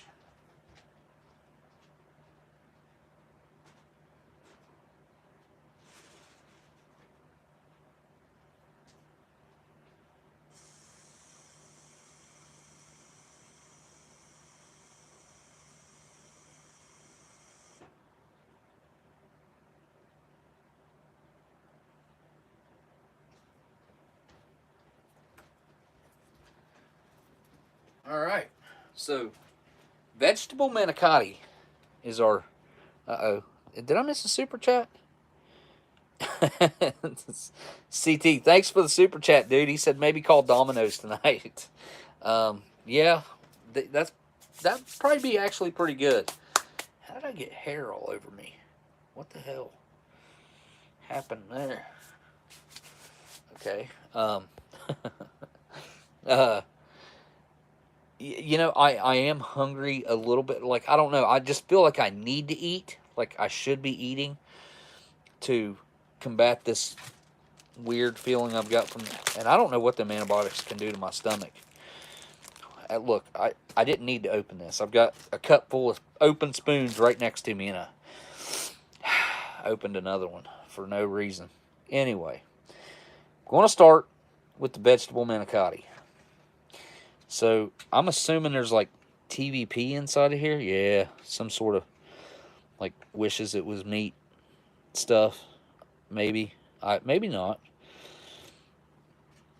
Maybe it's like a cheese and vegetable mix. Okay, the noodle's quite firm, which is, you know, I'm not going to complain about that. I probably shouldn't take quite such a big bite to start with. Hold up. Okay. See that stuff? It's kind of like, it does look like it's some sort of TVP, textured vegetable protein that's kind of like imitating meat. But, my mouth is watering. So it smells okay. It does smell a little metallic, which that's to be expected with the retort. And so many years sitting in there. I tried not to overheat it because that is a guaranteed. If you even got a brand new MRE, if you leave that thing in there boiling for, I don't know, 7 minutes, 8 minutes, like it's going to taste like metal. It's just, that's the way it is. All right, here we go. Down the hatch.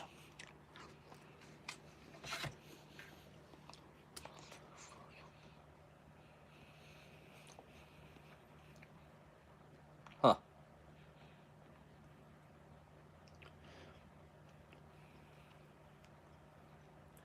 So far, so good.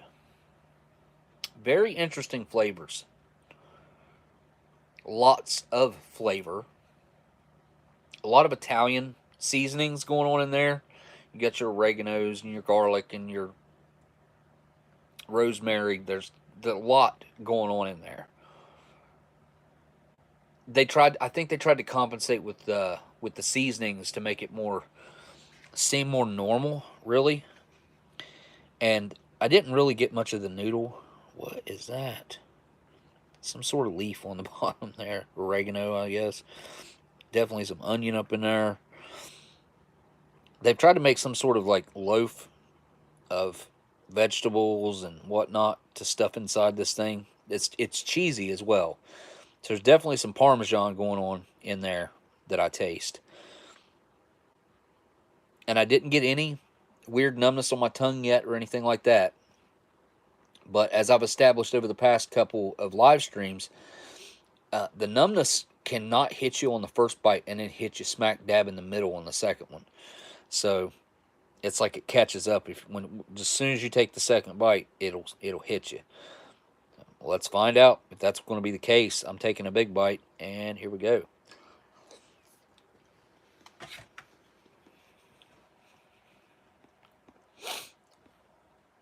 CT said he bets this would be good fresh. You know, um,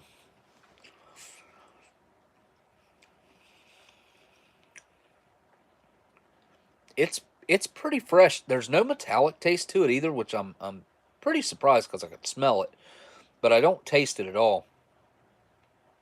And it follows up with a slight sweetness from the tomato, I guess, is what that's coming from. The noodle itself, on the outside of that, is just perfect. It really is. It's al dente, and I can't understand how they pull that off when it's set inside a retort for the past 30 years, or, well, 20, this ain't been that long. It'll be almost 20. 19, 18. 18 coming up on 19, whatever. Something like that. But, like, look. Here, look. I'm poking it with my spoon. It's not leaving little indentions in it or anything like that. You can tell that's a good firm noodle. That's a good firm noodle. It's a thick noodle. But look how it rips. Like, it's actually quite pleasant. Quite pleasant. I'm really surprised at how the consistency of that noodle is so good. Now, I'm not here. The other side was thinner on the stuffing, on the filling, whatever, which is what I'm really after, is a little bit less of the filling. I really wanted the bottom part of that noodle, but all right, here we go.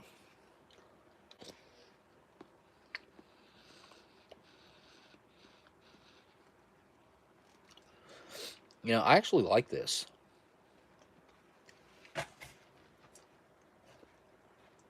clumsy as I've been today, I better set it down when I'm cutting it like that, or I'm going to end up wearing it. This is surprisingly good. This menu, I would highly recommend. And I'm not a big vegetarian guy. I usually steer away from them. But this is in great shape too. I'm not getting any weirdness at all from this. Now, I will say, if I had to eat this cold, I think it'd be a little tough. I think I could do it. Some menus, though, I don't know if I could even eat them cold.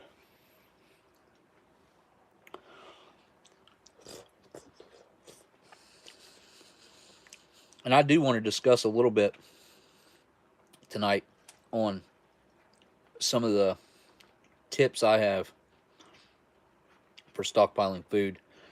I would like to make a whole live stream about it and do do different types of food up here. Maybe try a couple out. Freeze dried, retorts, dried food, canned food. You know, show the differences, the positives and negatives to each one.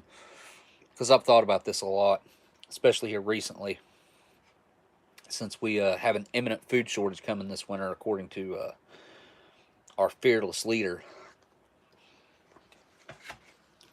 basement dweller. I really like this. Sorry for talking with my mouth full, but yeah, I'm a fan. I think Tabasco would go okay with this. I do not feel like it needs it at all, though. I do want to try it with a little bit of cracker. Just this piece right here.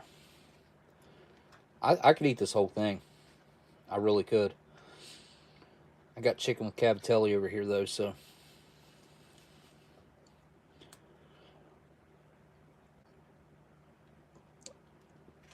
All right. A little bit of cracker.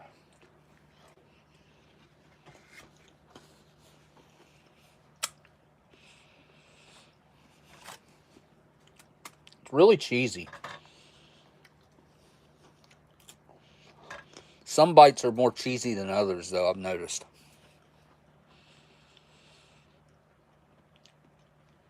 The tomato helps cut through the creaminess of the cheese. I feel like the closer to the middle I get, the more cheese I'm getting, though. And I like cheese, guys. But there is a such thing as too much cheese.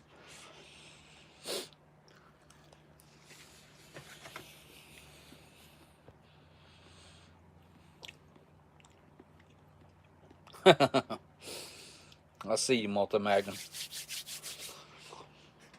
All right. I could easily eat all that. It's good. The cracker really didn't help much.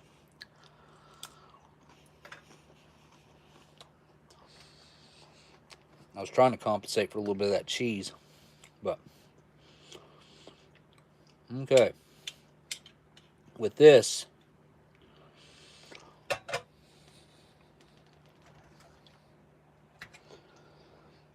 I gotta try a little piece of this chicken first.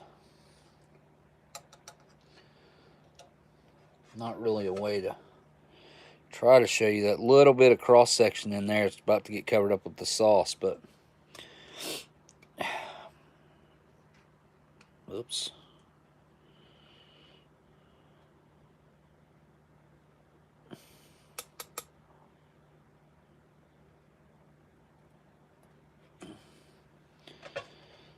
There we go.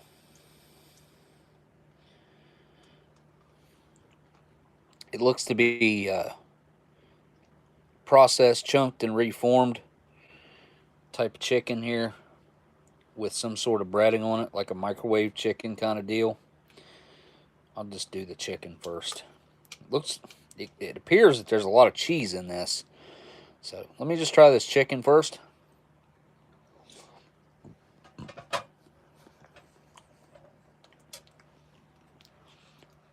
Wow.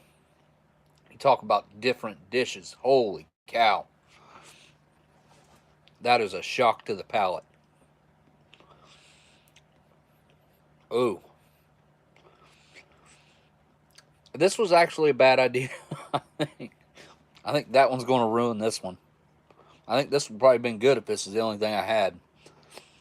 And I didn't know how good it could get back here. The chicken's a little weird as far as the chew goes. It's very chewy. The sauce on this, though, is really weird. I'm going to do with a piece of chicken and a chunk of the pasta there.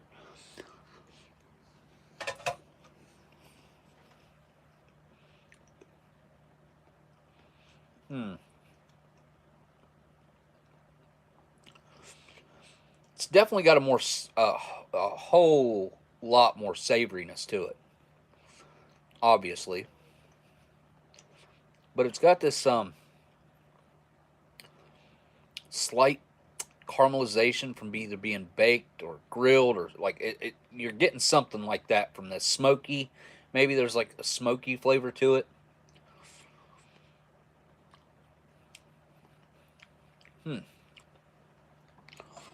You know, I mean, it's just not as good as the manicotti. The manicotti is better by, I don't know, double, 2 times better.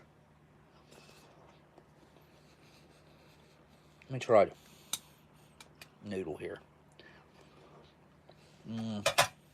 They're pretty soft.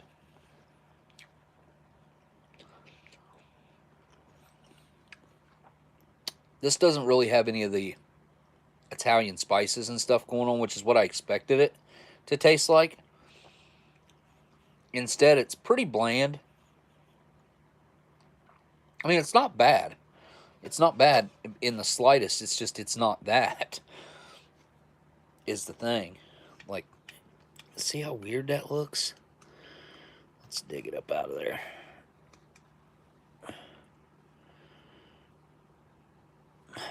I don't know. It's definitely a weird breading.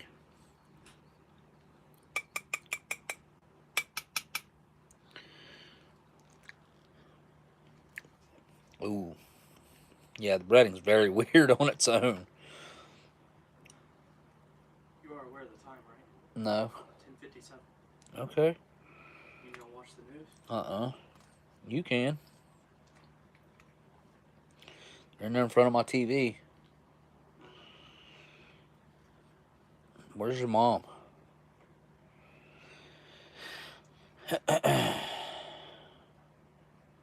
It's kind of hard to cut, to be honest.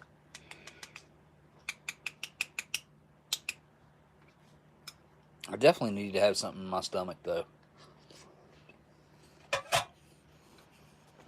Mm. Very chewy.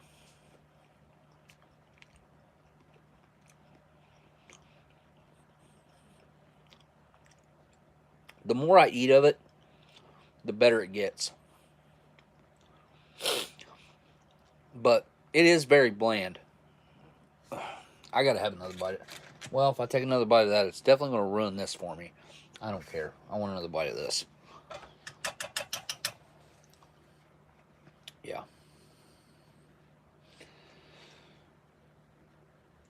The sauce in this is really, really good. The filling's good. I can't believe it's as good as it is for as old as it is. Like it's in really, really good shape. Mm-hmm. This reminds me of those homemade Chef Boyardee pizzas. The cans of pizza sauce that come with them.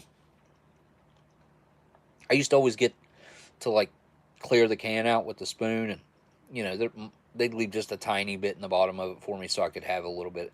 But I'd clear that out. That's what this sauce is like. It's got the slight sweetness to it, and then it's got those Italian seasonings and stuff going on. It's not quite as powerful on the seasonings as that sauce is, but it's very similar with that sweetness and just the all-around flavor.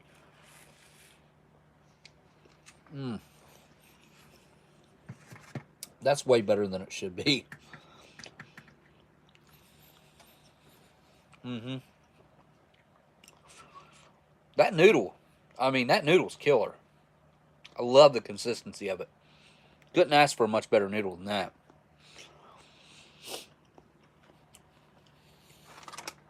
Let's see what these potato sticks are all about. If they should be getting mixed in with some of that manicotti back there or something.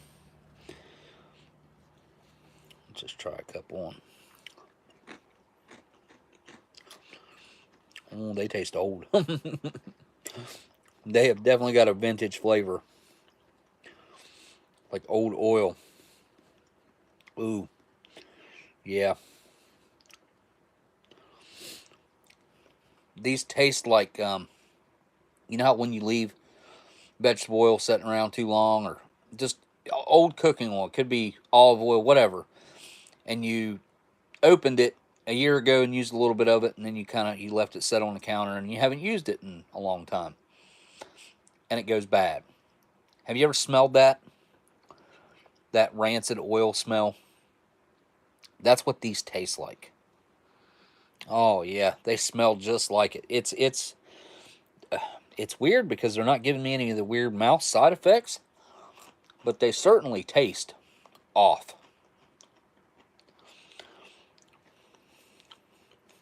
I mean, I'd say they're borderline no good. They're still edible. They're crunchy. That's one good thing they got going for them. Oh, excuse me. Oily. Look how oily my hand. It's that oil in them that has gone bad. Well, it's going bad. On its way out. It's killed the flavor. These should taste like Lay's potato chips, basically. A lot of the flavor is gone. What flavor is there is the oil. They got a slight bitterness to them. But they're edible, I suppose. Let's do the peanuts now. How did I end up with some on the tray? Did I start to dump them out, maybe? Anyways, dry roasted peanuts that says they're salted. They don't look very salted, do they?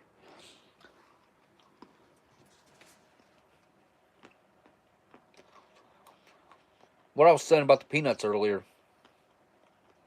as long as it's got a good seal to it and it hadn't been sitting in sunlight in like clear glass,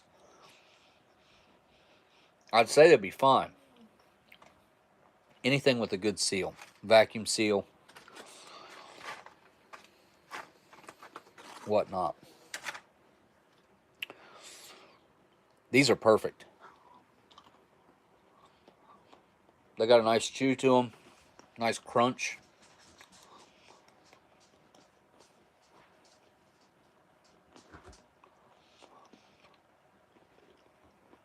Yeah, these are good.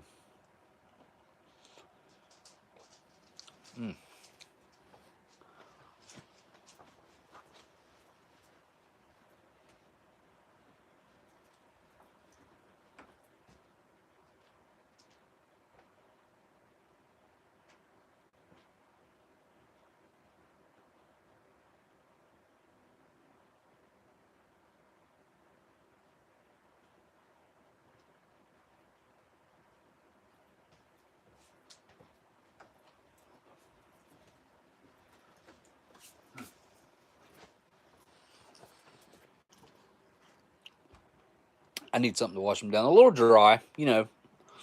I guess that's to be expected with peanuts. They're good, though. They are good.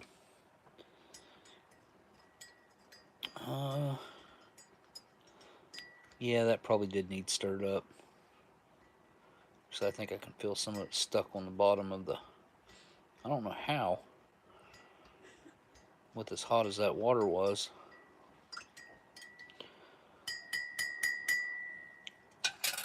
Cup's got a nice ring to it.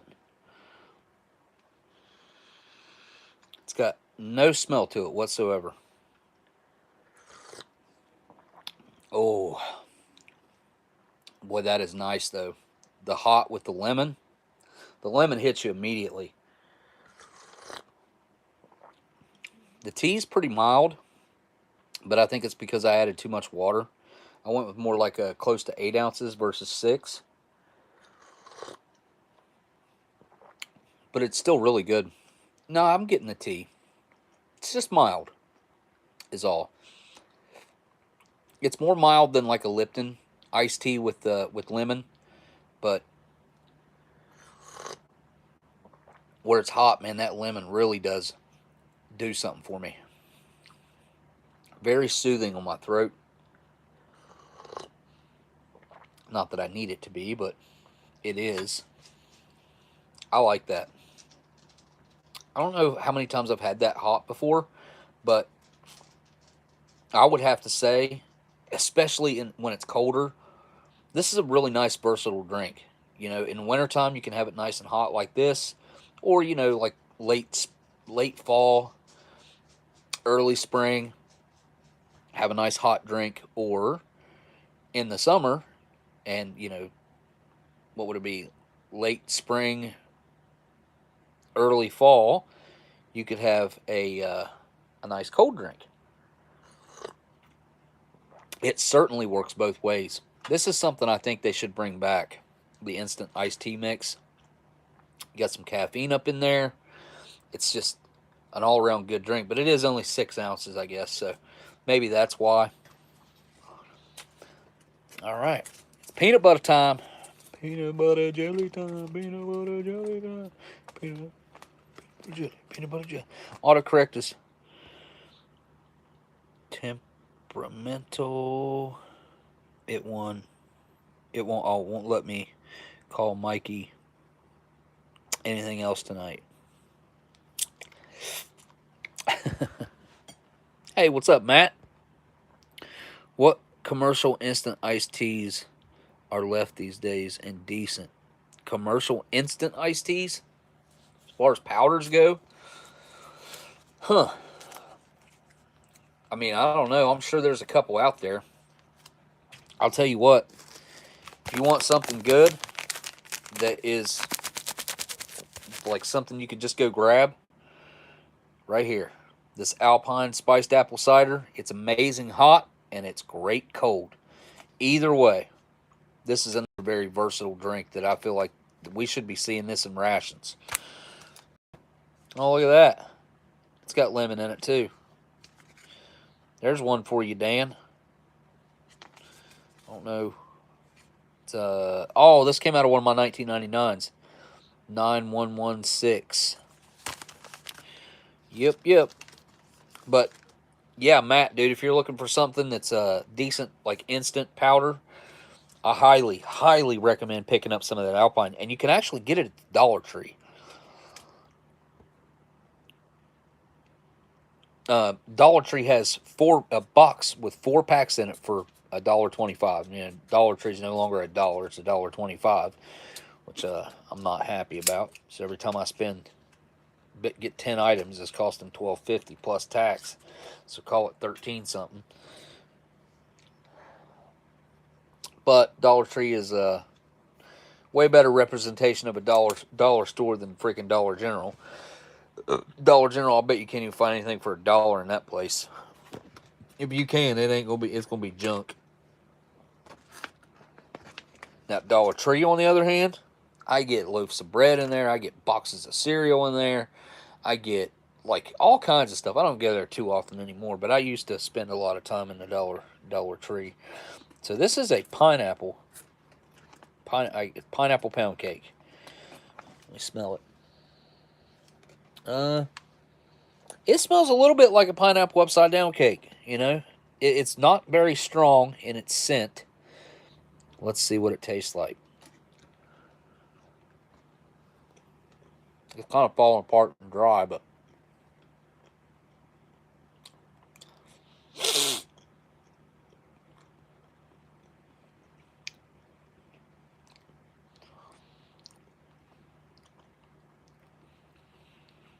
huh. It's pretty light on the pineapple flavor, but it's there. And I'm picking up one. I pick up a lot of vanilla in this.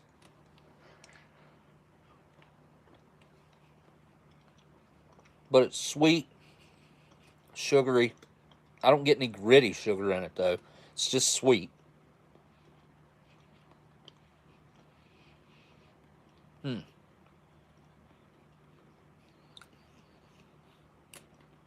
I love a pineapple cake. Pineapple upside down cake is my favorite. This is pretty daggone good for coming out of a retort pouch. Shelf stable cake. I mean, this is pretty daggone good.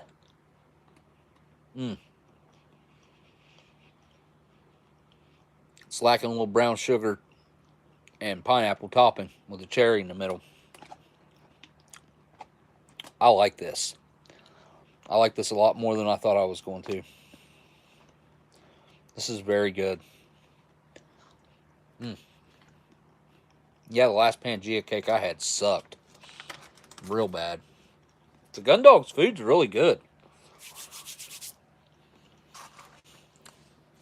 Of course, the little classic cracker and peanut butter here. It's a good snack just about any time.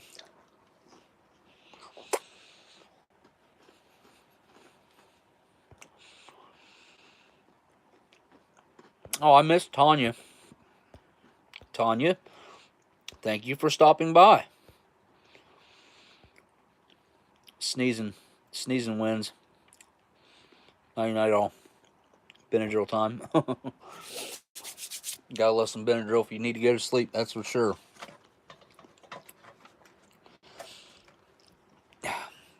The older peanut butters, I swear, I think have a bit more flavor. Nothing. $4. You only check one? I checked them all. There's only one. Only one. You can only win it once. What? You can only win $4 once. No, you can win on every ticket if you wanted. But that's okay. Here, I don't need that right now. Just set it separately. That's your numbers. So 28, 45, 53, 56, 69, 20. Maybe you'll do better next time. I didn't pick super high numbers. You gotta be all over the board, man. And that's what he was doing, was checking the lottery. It was up to like 100 or 1.5 billion. Payout was 755. He's 18 now. I don't play the lottery. Like, it's not my thing. I don't like throwing my money away. But he wanted to.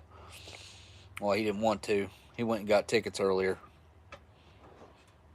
So it was. Oh yeah, I want to try some peanut butter on this. I think it's going to ruin it, but just a little tiny dab, like that. Not much.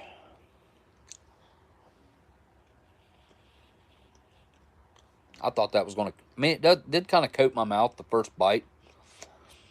Looked like fat, but it wasn't anything, like, weird.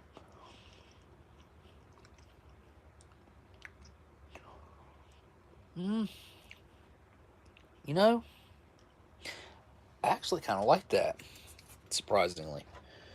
I got to try that again. See if that was a fluke or what. I mean, this thing's just so overly dry and falling apart. I wish it wasn't like that, but it is.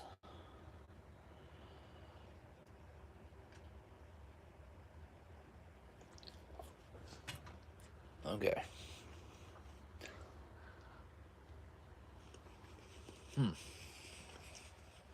So the peanut butter really mixes with the pineapple. Kind of actually brings the pineapple flavor back out. But then you gotta, it's battling with the peanut butter flavor. It's good. I actually like that way more than I thought I would. I'm not complaining about the peanut butter. I gotta go back to these again. It's weird. Oh yeah, that's definitely what that is. I don't even need to eat those again. They smell just like old vegetable oil. Yeah. And it's a strong smell. I'm not gonna lie. Like, most people would be offended by that. I'm not offended by it. Actually, I'm kind of used to it.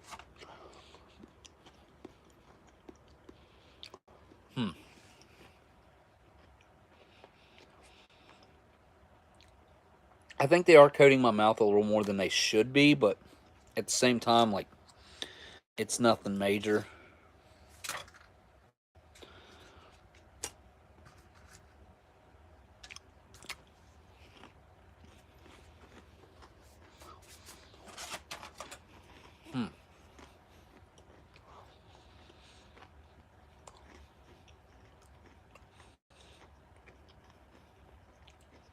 That's all I can taste is the rancid oil. Salt. I can taste the salt. So it's like salty rancid oil with a bitter follow-up aftertaste. A couple more peanuts, and I'll call it quits. Super surprised by this.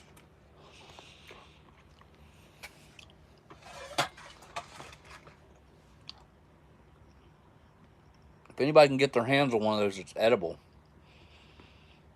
I highly recommend it. I would choose that over probably quite a few other menus. Over this one all day long.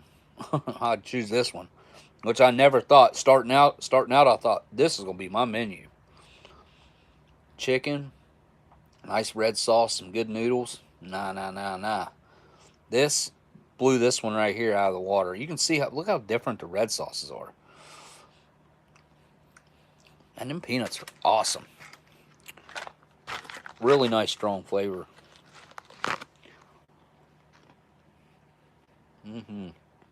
Just slightly salty.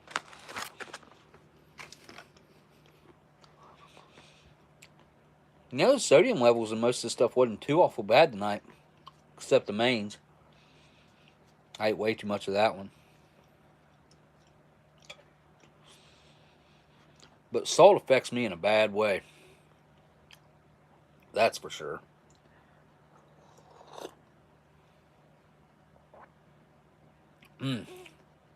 Next week, I'm definitely going to put some empty cigarette packs in the accessory packets, the ones I got that I found recently.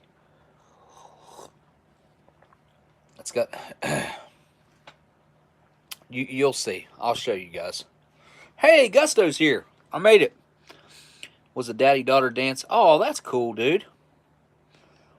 I've never had a daughter, so I'll probably never have one. But I always wanted a little girl. I always thought the little girl would teach me a lot about women in general, and calm me down, and a lot of things that having little boys does not do for you. Because if that's all you have and that's all you know, yeah, that's kind of it's just a different world, really. But that's awesome, man. Thanks for the super chat, dude. How old's my youngest? Are you talking to Gusto or me?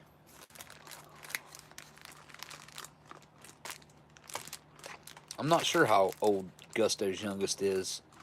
9? Well, you got started late, Gusto. Which I think you're a little bit younger than I am. So that would make sense.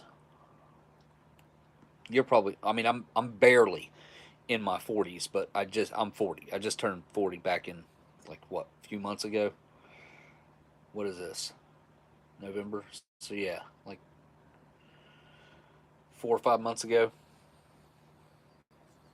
Oh, you're a little bit older than I am. Huh. Well, it must be a little bit tough chasing them little ones, huh?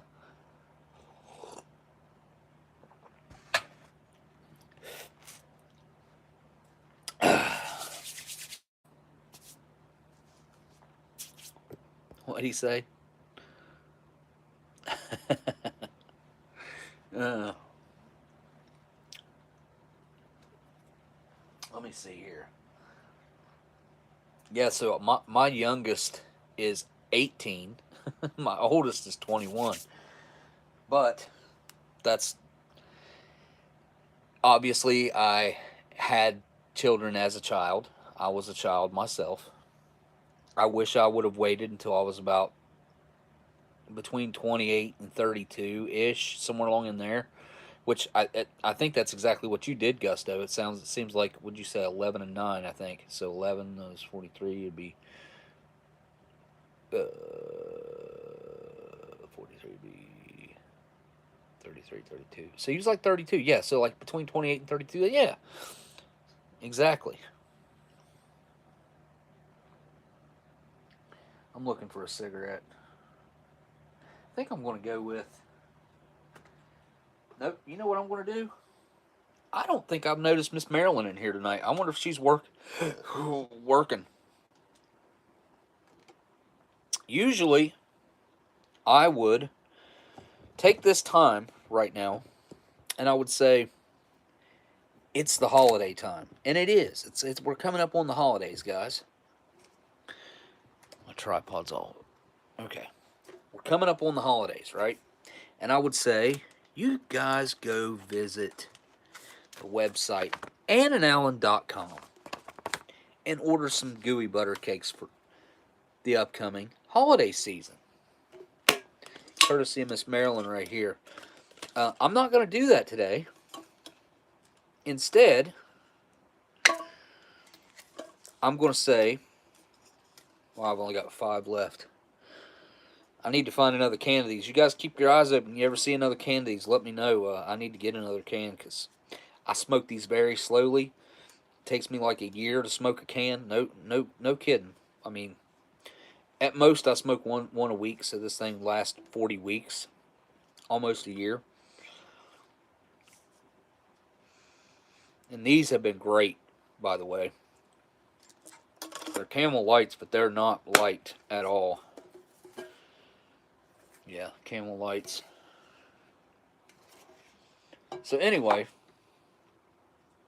here's what I'm going to do right now. Anybody out there who might have, you might live there, you might have family that lives around there. And if you don't, maybe your family's family. Maybe there's somebody through marriage that lives around the St. Louis area and might be looking for a job. Now, don't send somebody who ain't going to work, but if you guys can come up with some people that would actually want to work, that want to make some money, Miss Marilyn needs help. Miss Marilyn needs workers. She's not, just like everybody else right now. I'll bet Gusto can attest to this as well. There's probably quite a few of you guys in the chat right now that can attest to this. Nobody's able to find workers right now. It's ridiculous. Camels are probably the best cigarettes I've ever smoked.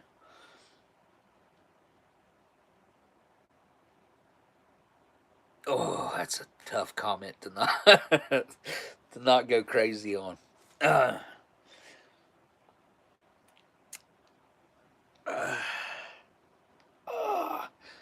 Camels are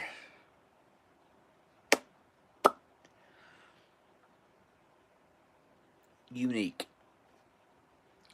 I'll leave it at that. They have a very not so desirable flavor added to them. From the UK, I'm sure you know good tea. I do not. I do not know good tea. What I do know is good tobacco, though. I know good tobacco. Camel, I would put Camel at like a lower top tier.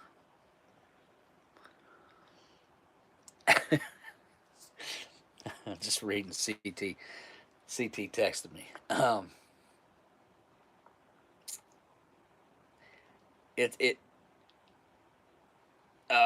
So I can make some suggestions. Here we go. So Yorkshire Gold, if you want. So Yorkshire Gold is a good tea. I don't know if we can get that over here. Seems like I seen that recently, though. I think I did. I might even have some myself.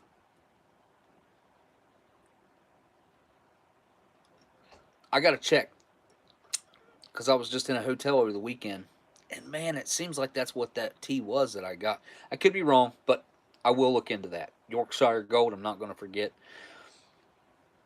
As far as like a good tobacco to try, as far as a rolled cigarette with the filter on it. Now, there's different things that are going to affect it. If you go for a non-filter cigarette, I got suggestions there. If you're going to roll your own, I ain't got many suggestions because I ain't done that, and I know that there's not too many tobaccos for roll your own out there anymore that are actually good. Lucky Strike used to do a great tobacco. I don't think they do it anymore. I'm pretty sure they don't, and if they do, let me say this. Lucky Strike really came back. Lucky Strike and Chesterfield, both those brands made a resurgence in the past, 3 years? I think I started seeing them right around the time the pandemic started. So, not quite, probably maybe 3 years. I'd have to go back and check. But, they're both horrible. Absolutely horrible. They had a brand that could have taken back over. Lucky Strike could have taken the game back over.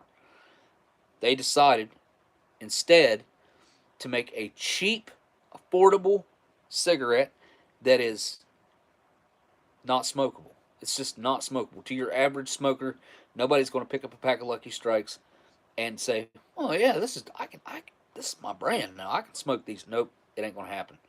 Most people that are smoking those things are forced into smoking those things. They can't afford anything else and they can't quit. Lucky Strikes suck. Chesterfields suck. They're on the same level, man. They're different, but they're both just as bad. But if you want a really good, it's rather affordable, I would say. They used to be really affordable, but they were still the better cigarette out of all the other cigarettes. It used to be that Marlboros had a really good reputation on the testing that scientists had done on them. Like they had, oh god, it was a unreal amount less chemicals in them versus other name brands. But Marlboros went way downhill after they went with the fire safe. After they changed and made all cigarettes go to this new fire safe paper, they ruined a bunch of brands, and Marlboro was one of them. I smoked nothing but Marlboros up until that point. I've quit twice since then. I've quit twice in the past 6 years. I've got to quit. I've actually got to quit. The TV show, there is no TV show anymore. The pandemic stopped that. We wrapped up in March, March of 2020, and that's when they shut down New York and California. So, and that's where a lot of everything happens. But as far as the production company and history, like, it was all based out of New York. So, let's see. I was there in February, took my son, and that was almost, well, was it over 2 years? It was 2 years. And they still had not opened the production company back up. There was 2 employees there, the guard and some other guy that I happened to see and talk to. I can't remember his name. But I was just trying to get my stuff back because I took all kinds of stuff to New York. And here we are 2.5 years later. 2.5 years later. And I still don't have my stuff. Thousands of dollars. Thousands of dollars worth of stuff. Stuff I can't replace is the problem. The money sucks, but it's stuff I can't replace. You know, I won't say I can't replace it. Some of it I can't. I'm sure I won't see another one. But some of it, like, you might see one come up on eBay a year. And in the condition of some of the stuff that I had, that I took. And then I had a case of June of 1982 MREs, unopened case that I took. I have never seen another case to this day. A CT, I think, got a July or March, June, July, March. Maybe it was July or March. If he's still in here, he can say. A case of 82s, I think. But his birthday's like right next to mine. And it's, well, I've been looking for a case of June 82 since my case has been in New York, and that's the only case of June 82s I've ever seen come up, ever. If I had seen another case, I'd remember. So, oh yeah, back to the suggestion on trying out a cigarette. If you want to try a good one, get a Pall Mall. Get a Pall Mall filtered, and it'll blow a Camel out of the water. Like, Camels are not really up to snuff anymore either. Like, if you get some vintage Camels, because of the way they age, they're pretty daggone good. They're decent. But as far as like a new pack of Camels, like maybe the non-filters, they're okay. They're not bad. I should have 2 or 3 packs of Camel non-filters around here somewhere. I don't even know where they're at. I know I've got some somewhere. Cannot remember what I did with them. See you later, John.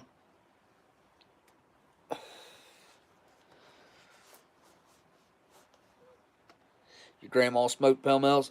He smokes them now? He calls them Pall Malls. Pall Malls.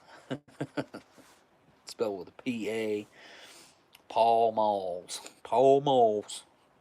Pall Malls are like, in the past, what, 2-3 years, price wise, they went up above every.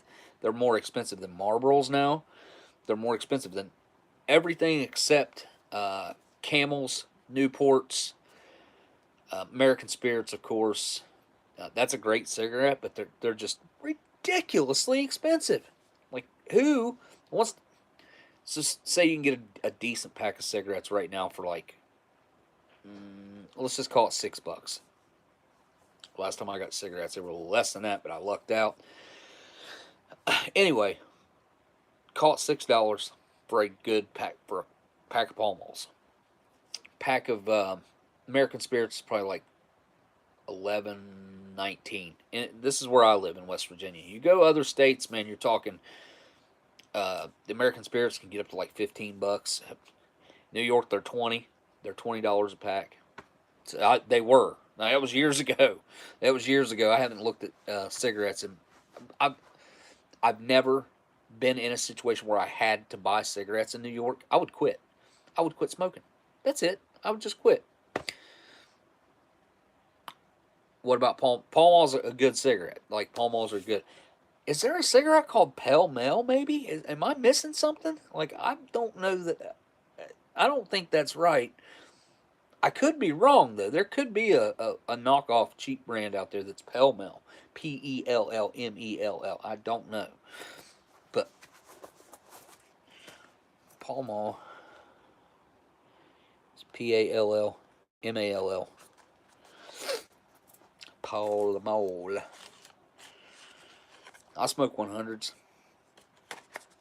I feel like regulars.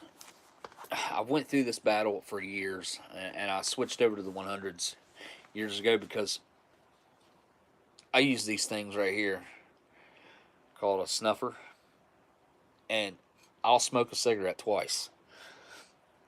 But they're long. That's not the only reason, though. These just hit better. If you pack them right, pack them down like that. I shouldn't be giving like tips and tricks on this probably, but well, anyway, discount brand. See, it always used to be here too, man. But whenever they switched over to the fire safe, that's when I switched. I went through all kinds of different brands looking for like what was acceptable, because the Marlboros were just trash. They went from being the best to being trash overnight. And I came up with Pall Malls. Pall Malls were the closest thing to the way old Marlboros tasted. This was the closest thing. So I stuck with Pall Malls. Pall Malls, and just so happened that they were a cheaper brand. Like, I don't know, Marlboros would be running like, let's say, $4 a pack back then. Pall Malls would be like $2.50. So it was great. Like they were cheaper and they were good. Like they were really decent. But every single manufacturer had to switch to that fire safe. So even Pall Mall did it, but Pall Mall was the closest thing to like tasting like an old Marlboro. Well, just in the past, I would say 3 years or so, Pall Mall has shot up to being not the most expensive brand, but like as far as like regular cigarettes go, it's top tier. Like it's up there. It's kind of weird. I never expected Pall Mall to do that. I think they just realize that they have a decent brand that, or more people are buying it. I'm not exactly sure how they came about becoming the more expensive of the brands of cigarettes, but they surely did. It sucked to watch. It sucked while it happened. It sucked while it's still happening. Still, they're going up, and the other ones are like, because other ones suck, man. They just don't have the formula right to go. I don't know. They just suck. So I've stuck with these, but I have got to quit, man. It's been weighing heavy on my mind lately. I just have to dedicate myself to using my crutch, the vape, to stop and put them down, leave them down. All Marlboro regulars all day long. The lights are awful. The lights, but Depends. If you're a non-smoker, you probably prefer a light because if you're just going to have one with like a beer or something, there's the occasional smoker that smokes a cigarette when they're drinking beers or whatever. Marlboro Lights would probably be your thing. But to me, a Marlboro Light, when you hit a Marlboro, when I hit a Marlboro Light, it's like there's nothing there. It's just like air. It's weird. I don't know how they managed to do that with those filters. The filters are awful. That's the part that's horrible. Is that right there? I don't know how they jam pack so many chemicals and crap in there. I was watching this thing yesterday or day before. They were talking about how back in the 40s, like late 30s, early 40s, when radiation and nuclear technology was coming about, how they were using it in all kinds of stuff and everything. And they were putting it in cigarette filters. They were radiated. And I can't, I think they called them the glow girls or something like that. I can't remember exactly what that they said.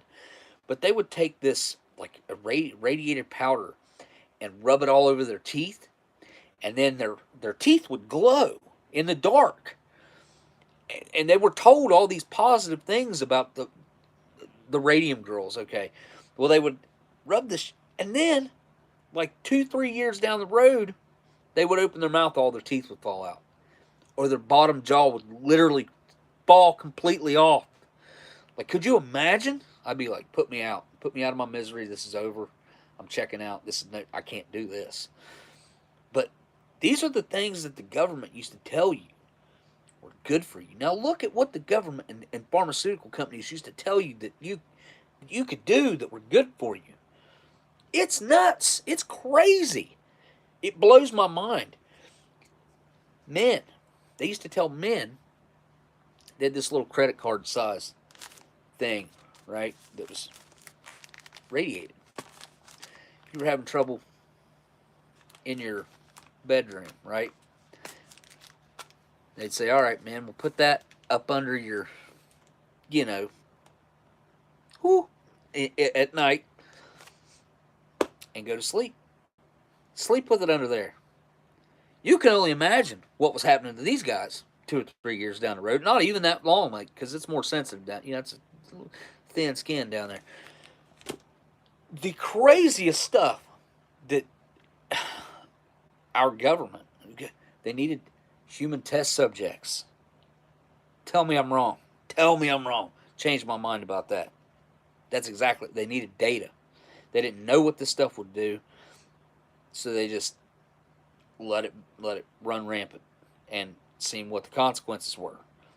They didn't care about these people. Nobody. I mean, when it comes, the only people that care about them are their families. So the government looks at it as a test subject, where they're collecting data from it.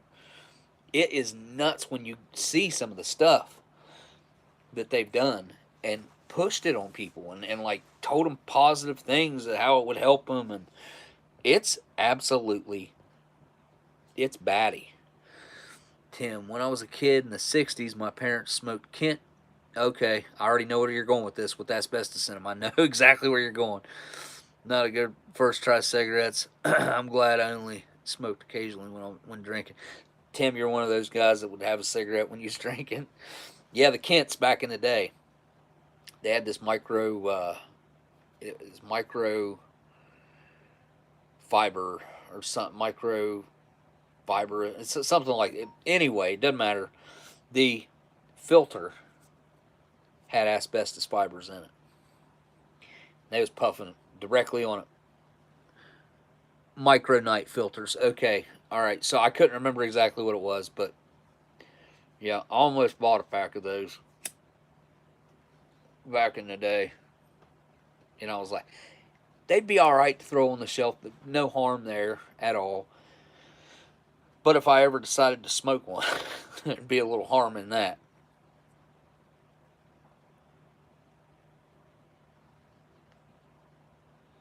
Anything from 39, well, yeah, just about all the smokes from 39 to 45 that I've had are all good. I mean, I've had Chesterfields, I've had Chelseas, I've had God, obviously camels. And that's also going to depend on how they were aged. If they weren't aged well, if they were in like a pack that was, or say, an accessory packet that was open, and they got a bunch of air, and they dried way out, like you can bring them back to life by putting them in a humidor. Like you got to do it slowly. If you do it too fast, for some reason they'll like mold and mildew really quickly with low levels of moisture. So you got to do it really slowly, bringing them back. But you can bring them back to where they're decent. History guy. What were they smoking in Normandy on D-Day? Most guys back then were smoking whatever the government was giving them, whatever they could buy out of the stores, which would have been Lucky Strikes, Chesterfields. Lucky Strikes back then would have been white packs, I believe. They stopped the green in 39, I believe, or I think it was 39 or 40, because of the copper that it took to turn the packs green. They used a little bit of copper to make that green color in the pack. Um, be a pack that looks like this. Matter of fact, this one's got a little flask in it.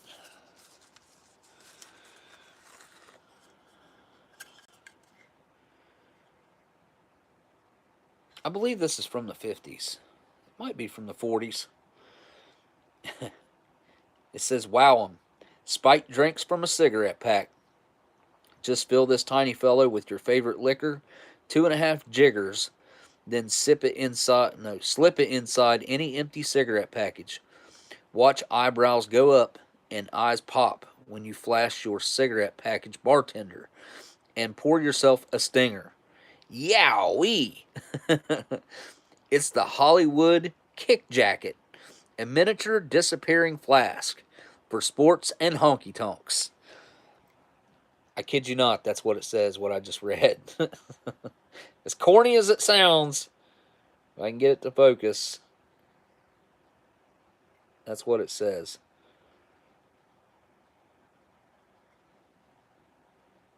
And it's not wanting to focus, but anyway. It's got a little cigarette on the back of it, like smoke coming off of it. Goes inside that Lucky Strike pack.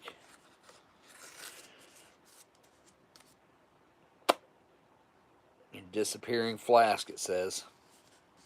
This is an old pack. I can't tell from the tax stamp that's basically gone off of it. It's still there. It is one of the old tax stamps, though. So it is from 56 or down. But I would say it's probably late 40s to early 50s if I was to guess. That's just a guess, though. Anyway, definitely whatever they could get in the military stores. So cigarettes didn't really become popular until after World War One. World War One, the government would hand out basically trading fodder. They would hand out tobacco kit, more or less, with rolling papers, tobacco, and there was something else in there. Rolling paper, tobacco, and something else. It was all in a bag together. They would give them, I think it was 8 ounces of chocolate or 16 ounces of chocolate, big thick chocolate bars. And then they would also give them donuts, which I thought was kind of a weird thing to give them, but they'd give them donuts, chocolate, and cigarettes. Well, roll your own cigarettes. So if they needed food from someone's house or something like that, they could go to that person and say, hey, I'll trade you cigarettes, or I'll trade you the donuts and the chocolate. Usually, because a lot of times most people over there hadn't even seen chocolate yet. So they would trade that stuff for whatever they needed. If they needed to crash in a house overnight, they would give them some of this trading fodder. But a lot of the guys would use the ration tobacco, which basically it was for rationing and trading fodder. But they'd roll their own cigarettes. Now, I'm not saying that there weren't rolled cigarettes. There was plenty of different rolled cigarettes, but it didn't really become popular until after those guys came back from World War One, and that's when it really exploded and became like a lot more widely used thing that you started seeing it everywhere.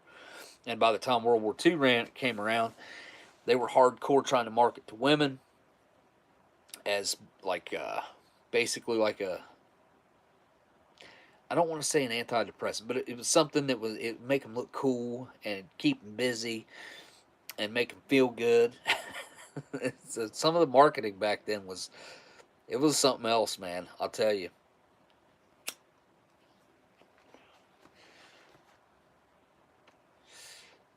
It's a different time, but they use the same tricks today, man. You know, we find out about stuff 20 years down the road that they were promoting like it was a good thing.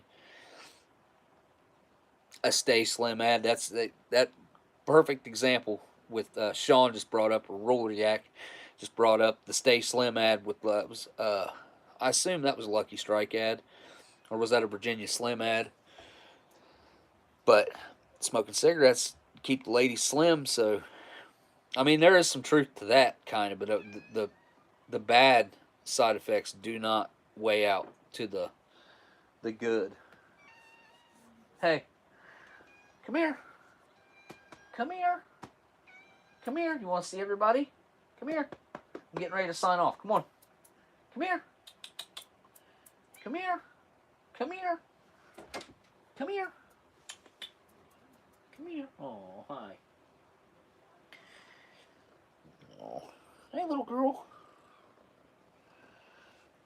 Oh.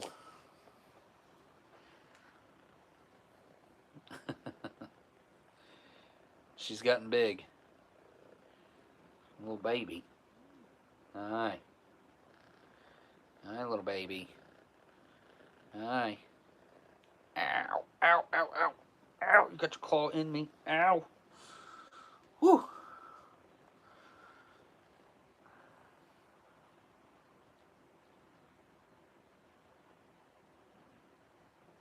Rub your face on my hat.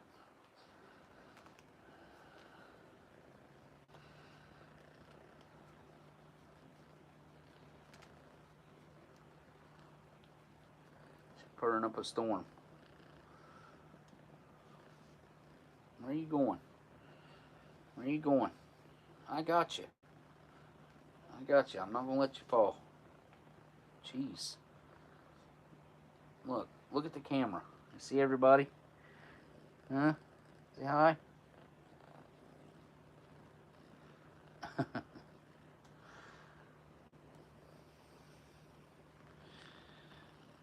Oh. No.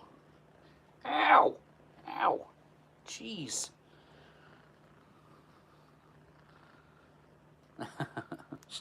Yeah, she's very comfortable with me, that's for sure. Let me get rid of this cigarette kitty.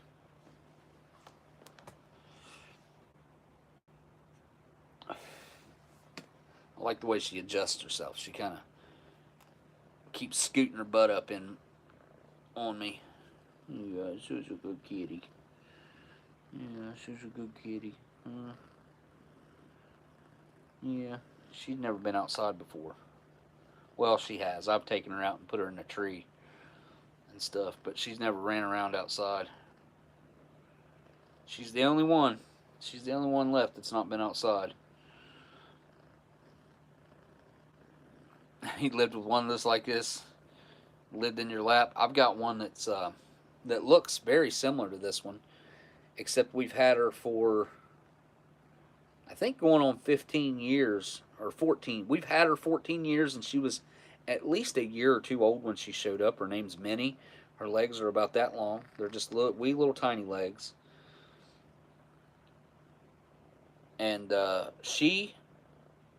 you'd never guess that she was over. I mean, if you didn't know the cat, you might guess she was 3 or 4 years old, maybe. But she looks exactly the same right now as she did when we first got her. She don't look no different. We got pictures and stuff over from back then. You're being weird. You're being weird. Rubbing your head on my face. Aye. Aye. So yeah, I've still got a tick stuck inside me. Ow! You're putting your claw right in my nipple. That, and it hurts.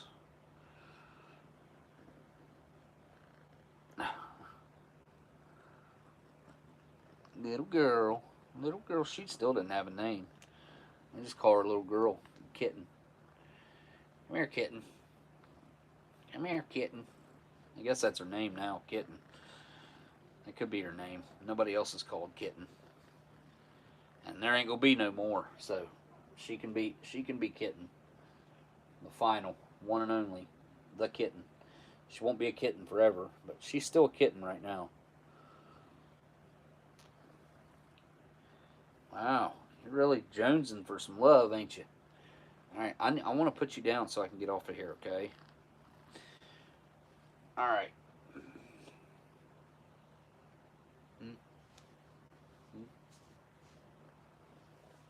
All right, here we go. Oh my. Oh my. Goodness. Goodness. Goodness.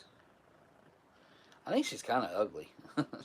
she hasn't really, I don't know, man. She was cuter when she was littler. She's not really adulting very well. I'd say she's like mid stages of her development right now. She's got quite a bit more growing to do, I think, but she's still in her kitten stages.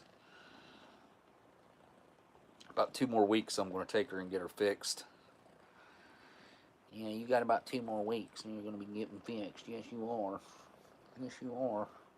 And she's got a skin condition, too, that drives me absolutely crazy. Yeah, you do. Ugh. Thanks.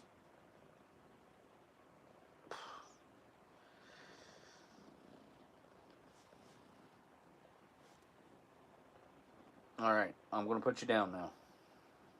I know, you like my beard.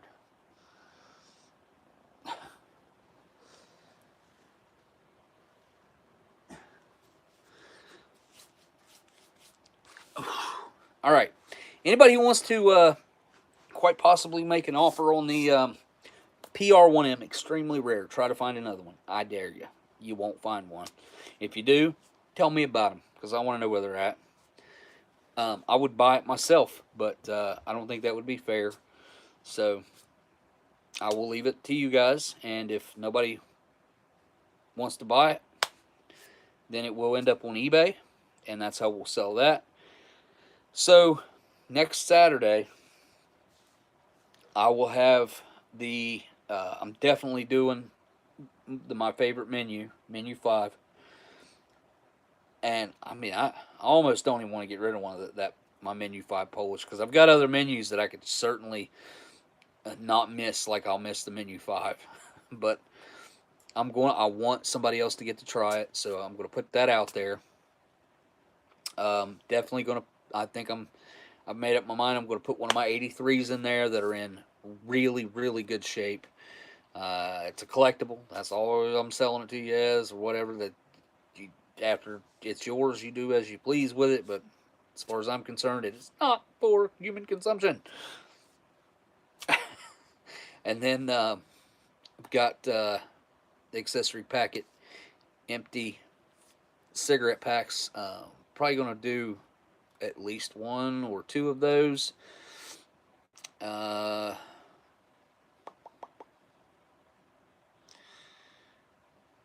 thought of something else earlier too that I was going to throw in there.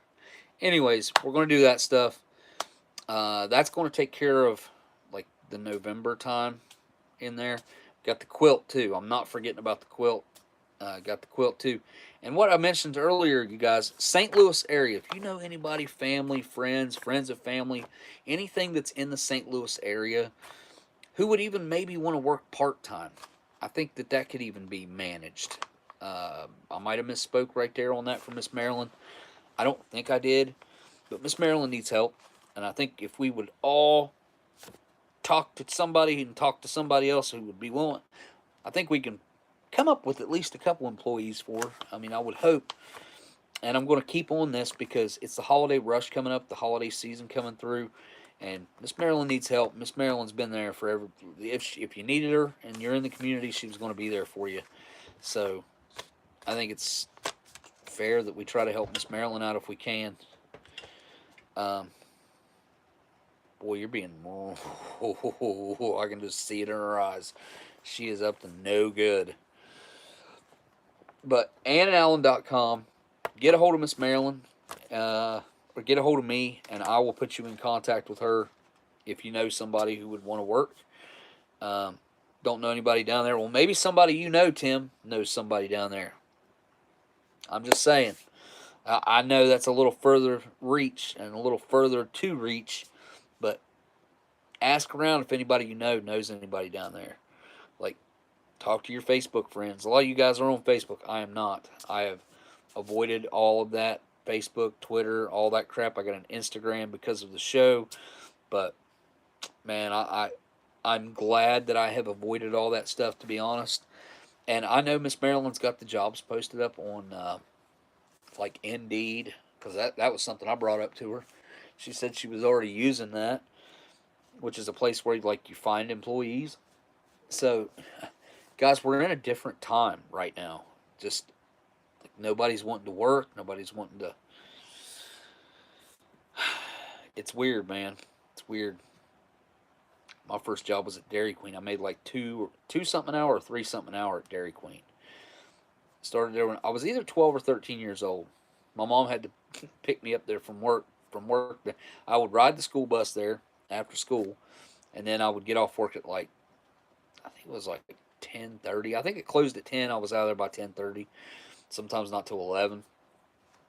And back then, when I was working there, I'll never, like almost every night, probably every night, I'm sure it was, we'd have the radio up after we closed, and that freaking closing time song would play at like 3 or 4 times while we were closing in that half hour, 45-minute stretch. It's closing time, time for you to go out. that song, ugh, it drove me crazy back then, man. Like that song was like, because it wasn't like it'd play one time, it would play 4 times, 3 times. Not cold, but room temperature now. It's better hot. More flavor hot. All right. There's a link to Miss Renee's PayPal. There's also a link to Gundog's channel. If you guys want to do that, don't forget to hit that thumbs up or down. Subscribe to my channel. I never say that. Hit that subscribe button. YouTube has got me shadow banned, so if you guys want to share, like, comment, whatever, the YouTube crap, I'm eventually going to get back into really cranking out some stuff on this channel. That's my plan. I've got ideas. I've got plenty of material that I've saved up over the past couple years, 2.5 years. Some pretty good stuff, I would have to say. Some of the stuff's been seen on YouTube before. Some of it hasn't, but in my opinion, every single ration is different. Every single ration has a story to tell, what kind of life it's lived since it was made. And if you don't know the story, then you got to kind of, as you open it and go through it, pick out how well and where do you think it was at. And like this ration right here, I'm surprised it was in such good shape. Like it had to spend a lot of time in a controlled environment. It did not see a whole lot of heat. I'm surprised at how good it turned out. I really am. Thanks to Gundog, I just got to try 2 menus that I've never had before. The chicken with cavatelli and that manicotti. They were both very edible, excellent. I think I would have really enjoyed that cavatelli had I not had the manicotti with it. But regardless, both of them were definitely up to par. So, all right, guys. Like I said, don't forget to check out all the crap in the down in the description. Like I said, Miss Renee's PayPal is down there. Gundog's channel. Tons of other channels. My email's down there if you guys need my email to hit me up with about the CR1M or PR1M. And yeah, look forward to next week. We're going to be doing the quilt. The rest of the auction, I'm going to be getting that other stuff figured out in between now and then, if it's going to go on eBay or somebody's going to buy it between now and then. So, all right, guys. Thanks to my patrons. Appreciate you guys. You guys are awesome. And all I got left to do now is say thank you guys for watching, and I'll see y'all on the next live stream. Later.